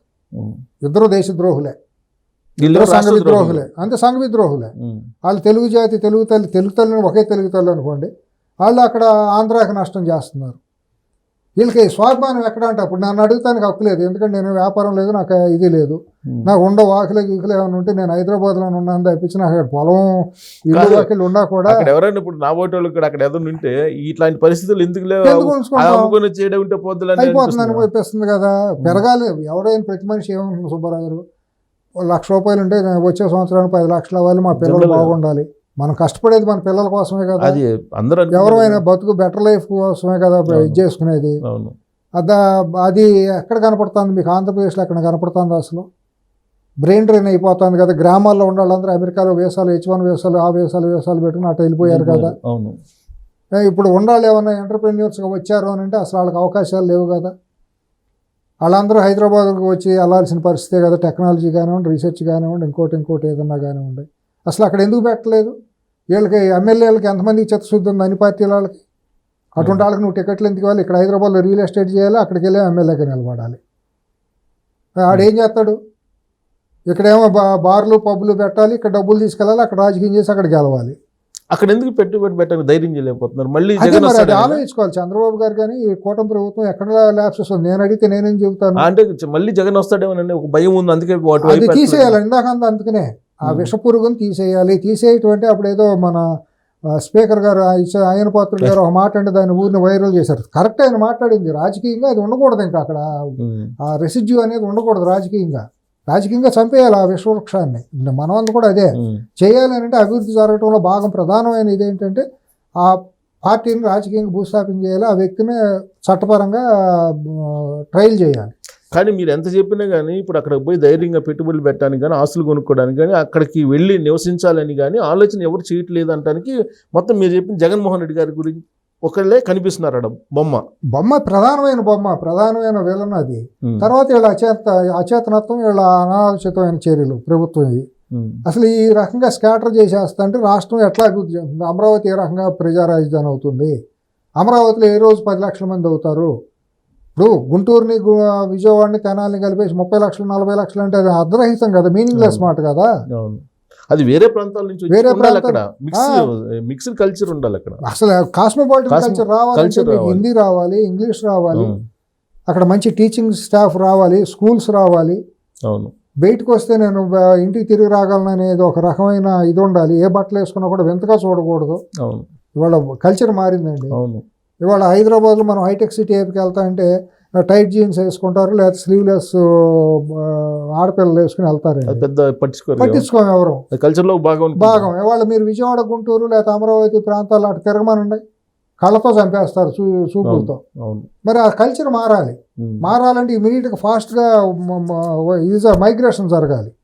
ఇనిషియల్గా ఉండొచ్చు, ఫాస్ట్గా మైగ్రేషన్ జరిగింది అనుకోండి, జనాల్లో కలిసిపోతారు, ఇంకా వాళ్ళు కూడా మారిపోతారు. చెప్పినట్టు ఫాస్ట్గా మైగ్రేషన్ జరగాలంటే ఇండస్ట్రీస్ రావాలి, పెట్టుబడులు రావాలి, అందరూ అక్కడికి పోవాలి. 2014 నుంచి 2019 వరకు ఆ ప్రయత్నం చేశారు చాలా మంది. ముందు ఈ గెలిచిన ఎమ్మెల్యేలు అందరూ అమరావతి ఇల్లు కట్టుకు సాగమనండి. హైదరాబాద్ జూబ్లీహిల్స్, బంజారాస్ ఇక్కడెందుకు తగలాడతారు? ఇక్కడెందుకు క్లబ్బుల్లో పబ్బుల్లో ఇక్కడెందుకు కడుతారు? అమెరికాలో అమెరికాకి గోడ కట్టినట్టు కట్టాలి. ట్రంప్ లాగా వాళ్ళకి ఆత్మగౌరవం ఉండాలండి. ప్రతి ఒక్కరికి ఇంగిత జ్ఞానం ఉండాలండి. మనిషి పుట్టక పుట్టిన తర్వాత మనం మాట్లాడేదానికి, చేసే చర్యలకి పొంతన ఉండాలండి. నటించడం అనేది ఉంటే బతుకంతా నటించడమే అవుతుందండి. ప్రజల ఓట్లు తీసుకుని ప్రజలను వంచడం అవుతుందండి సుబ్బారావు గారు. అంతకంటే దుర్మార్గం కాదండి. దారుణమైన దోపిడీ జరుగుతుంది కదా ఆంధ్ర మీద. రేప్ చేస్తున్నారు. ఒక రకంగా చెప్పాలంటే ఆంధ్రప్రదేశ్ మీద రేప్ జరుగుతుంది. ఇంకో మాట అనకూడదు కానీ ఒక మాట చెప్పిన, కన్నతల్లిని రేప్ చేస్తున్నారు ఈ దౌర్భాగ్యులు. అంతకంటే ఇంక నేనేం మాట్లాడలేదు. అంతకన్నా పెద్దవాడు ఏముంది? సారీ, ఎందుకంటే బాధతో రోదంతో చెబుతున్నాను. కానీ నిజంగా కూడా అదే కదా కనిపిస్తుంది. బాధ అనిపిస్తుందండి. నేను మీకు చెబుతాను, రాష్ట్రం విడిపోయినప్పుడు నేను వారం రోజులు నిద్రపోలేదండి. తెలుగు రాష్ట్రం విడిపోతుంది అన్నప్పుడు ఇవాళ కూడా నేను జీర్ణించుకోలేనండి. సరే, విడిపోయింది, రాజ్యాంగంగా తప్పులు జరిగినాయి, ఘోరాలు జరిగినాయి, విడగొట్టారు, అప్రజాస్వామికంగా రాజ్యాంగ వ్యతిరేకంగా విడగొట్టారు. విడగొట్టినాకన్నా అక్కడ దౌర్భాగ్యులకి ఆత్మగౌరవం, ఆత్మాభిమానం, స్వాభిమానం ఉండాలి కదండి. ఆంధ్ర వాళ్ళకి 10 ఏళ్ళు అయిందండి. వాళ్ళకి 10 ఏళ్ళు తీసుకున్న చర్యలు ఏంటి? ఏమైనా కొత్తదా? ఏమైనా ఎడారిలో కట్టుకుంటున్నారు రాష్ట్రాన్ని? కానీ బాధేస్తుంది, సామూహిక రేపు చేస్తున్నారండి. దుర్మార్గం అండి. కానీ అనిపిస్తుంది, అంటే అక్కడ సంపాదించి చేసుకుని ఇక్కడ ప్రతి పైసా ఇక్కడే పెడతారు. అన్ని తప్పులండి, అన్ని తప్పులు జరుగుతున్నాయండి. చంద్రబాబు గారు తప్పులు చేయలేదని కాదు, 100% తప్పులు చేశారు కాబట్టి భారీ మూల్యం సమాజం ఇదయింది. రాజకీయంగా చేశారు. అక్కడ రాజధాని విషయంలోనూ జరిగినాయి, కొన్ని తప్పులు జరిగినాయి. వీటన్నిటికీ పరిష్కారం రెండో రాజధాని దేశానికి అనేది వర్కౌట్ అవుతుందా? అన్ని ఎప్పటి నుంచో ఉందండి, కొన్ని సంవత్సరాలుగా, దశాబ్దాలుగా ఉందండి. ఢిల్లీ అనేది ఏమాత్రం సరిపడే రాజధాని కాదు దేశానికి. రక్షణ పరంగా తీసుకున్నా, లేకపోతే వాళ్ళ పొల్యూషన్ పరంగా తీసుకున్నా అక్కడ నివాసయోగ్యంగా లేదు. అది ఎప్పటికో హైదరాబాద్ అనేది ఎప్పటికీ ఒక రెండో రాజధానికి ఉండాలని ఆ రోజు ఇక్కడ రాష్ట్రపతి భవన్ అనేది ఒక విడిది పెట్టారు. రాష్ట్రపతి శీతాకాల విడిదిగా కొన్ని రోజులు ఉండాలి అనేది. ఇవాళ ఇక్కడ ఏంటంటే నైసర్గికంగాను వాతావరణ పరంగా చూస్తే సుబ్బారావు గారు, హైదరాబాద్ అనేది దేశంలో ఎక్కడా లేనటువంటి గొప్ప వాతావరణం ఇక్కడ ఉంటుందండి. సమశీతోష్ణం. ఇక్కడ ఎప్పుడు కూడా దాదాపు 9 నెలలు చల్లగానే ఉంటుంది, ఒకే వాతావరణం. పీఠభూమి కదా. ఇంకోటి ఏంటంటే ఇటు కృష్ణా, అటు గోదావరి 2 నదుల మధ్యన పుష్కలమైన నీరు దొరుకుతుందండి. పొల్యూషన్ బాగా తక్కువ. ఇంకో రకంగా చూస్తే ఏంటంటే అందరూ చెప్పేది, విశ్లేషకులు, ఎక్స్పర్ట్లు, మన సెక్యూరిటీ ఇది ఉంటారు కదండి, డిఫెన్స్ ఎక్స్పర్ట్లు చెప్పేది ఏంటంటే ఢిల్లీకి కొన్ని ఇబ్బందులు ఉన్నాయి. పాకిస్తాన్, చైనా నుంచి యుద్ధం చేస్తే ఇక్కడికి వచ్చేటప్పటికి అంత ఉండదు అని చెప్పి ఇక్కడే ఎక్కువగా strategical point, defence strategy point Secunderabad cantonment చాలామందికి తెలియంది. తర్వాత నేవల్ బేస్ వచ్చేసి కీలకమైంది విశాఖ.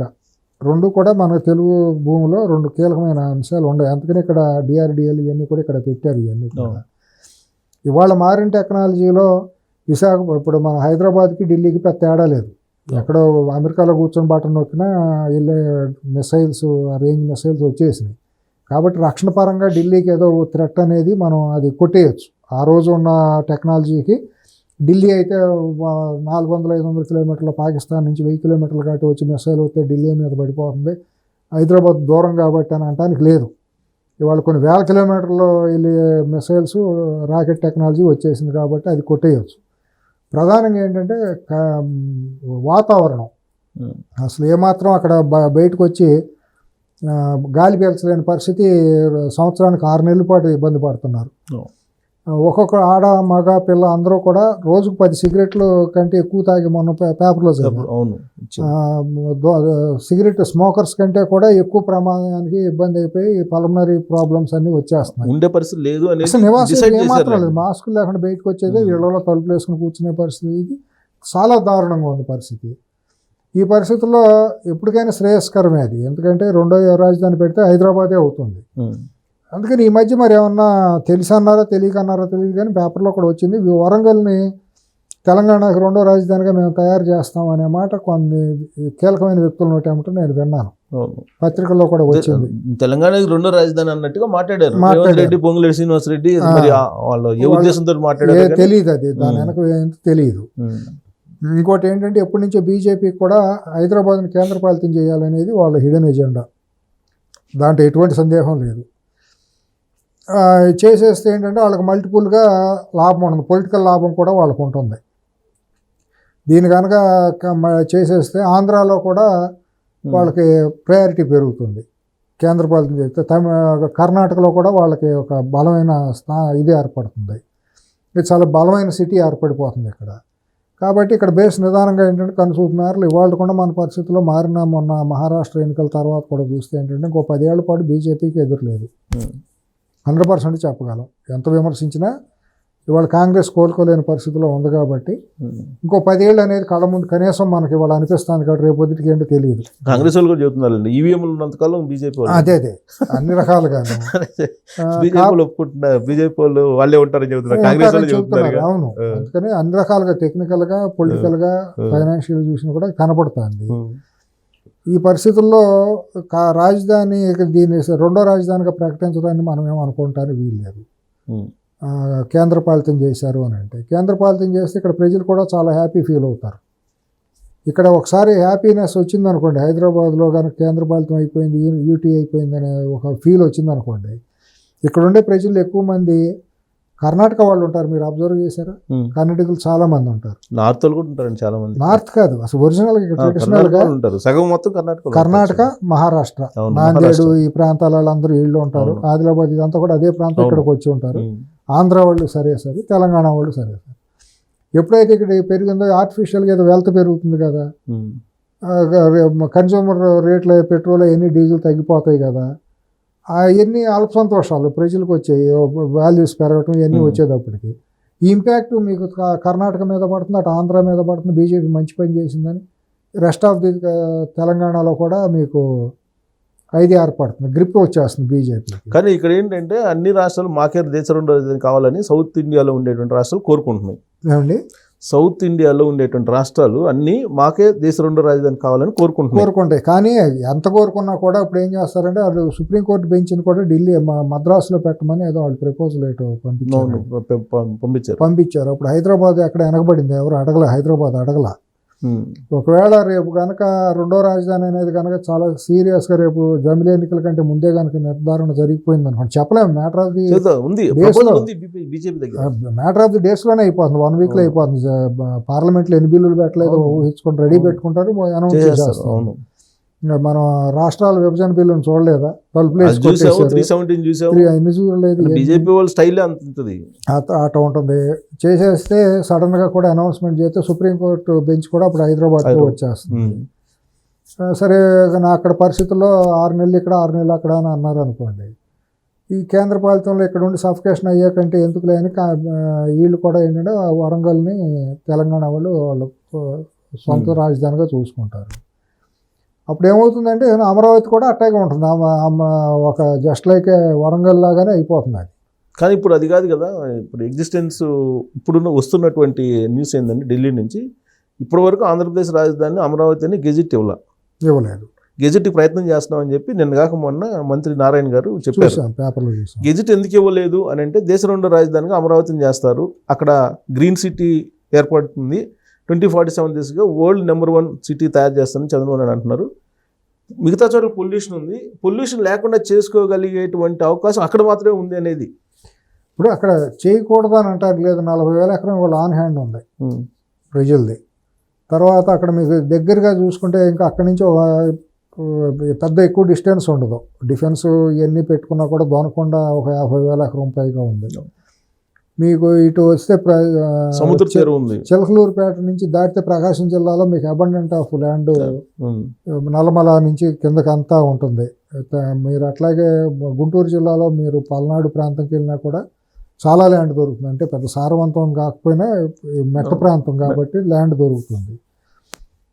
మరి ఒకవేళ ఆలోచన ఉంటే చంద్రబాబు గారు కాదు దీన్ని చేసుకోండి రెండో రాజధాని కానీ అన్నారు అనుకోండి, వాళ్ళు ఒప్పుకున్నారు అనుకోండి, ఏమో చెప్పలేము. అలా ఒప్పుకోవడం కదా. నరేంద్ర మోడీ గారు 2014 ఆయన ప్రధానమంత్రి కాకముందు 2014 ఎన్నికల్లో అన్నారు కదా, తిరుపతి వెంకన్న సాక్షిగా నేను చెప్తున్నాను మీకు ఢిల్లీ తరహా రాజధాని కట్టిచ్చిస్తానని అన్నారు. ఒకవేళ దాని అంతరార్థం కనుక ఢిల్లీ తరహా రాజధాని అంటే రెండో క్యాపిటల్ ఢిల్లీనే ఇక్కడ పెడతామని అని అన్నారు అనుకోండి, అదే దాన్ని కొట్టేయడానికి వీలు లేదు. పెద్ద ఇదేం కాదు, పెద్ద విచిత్రమైనది ఏం కాదు.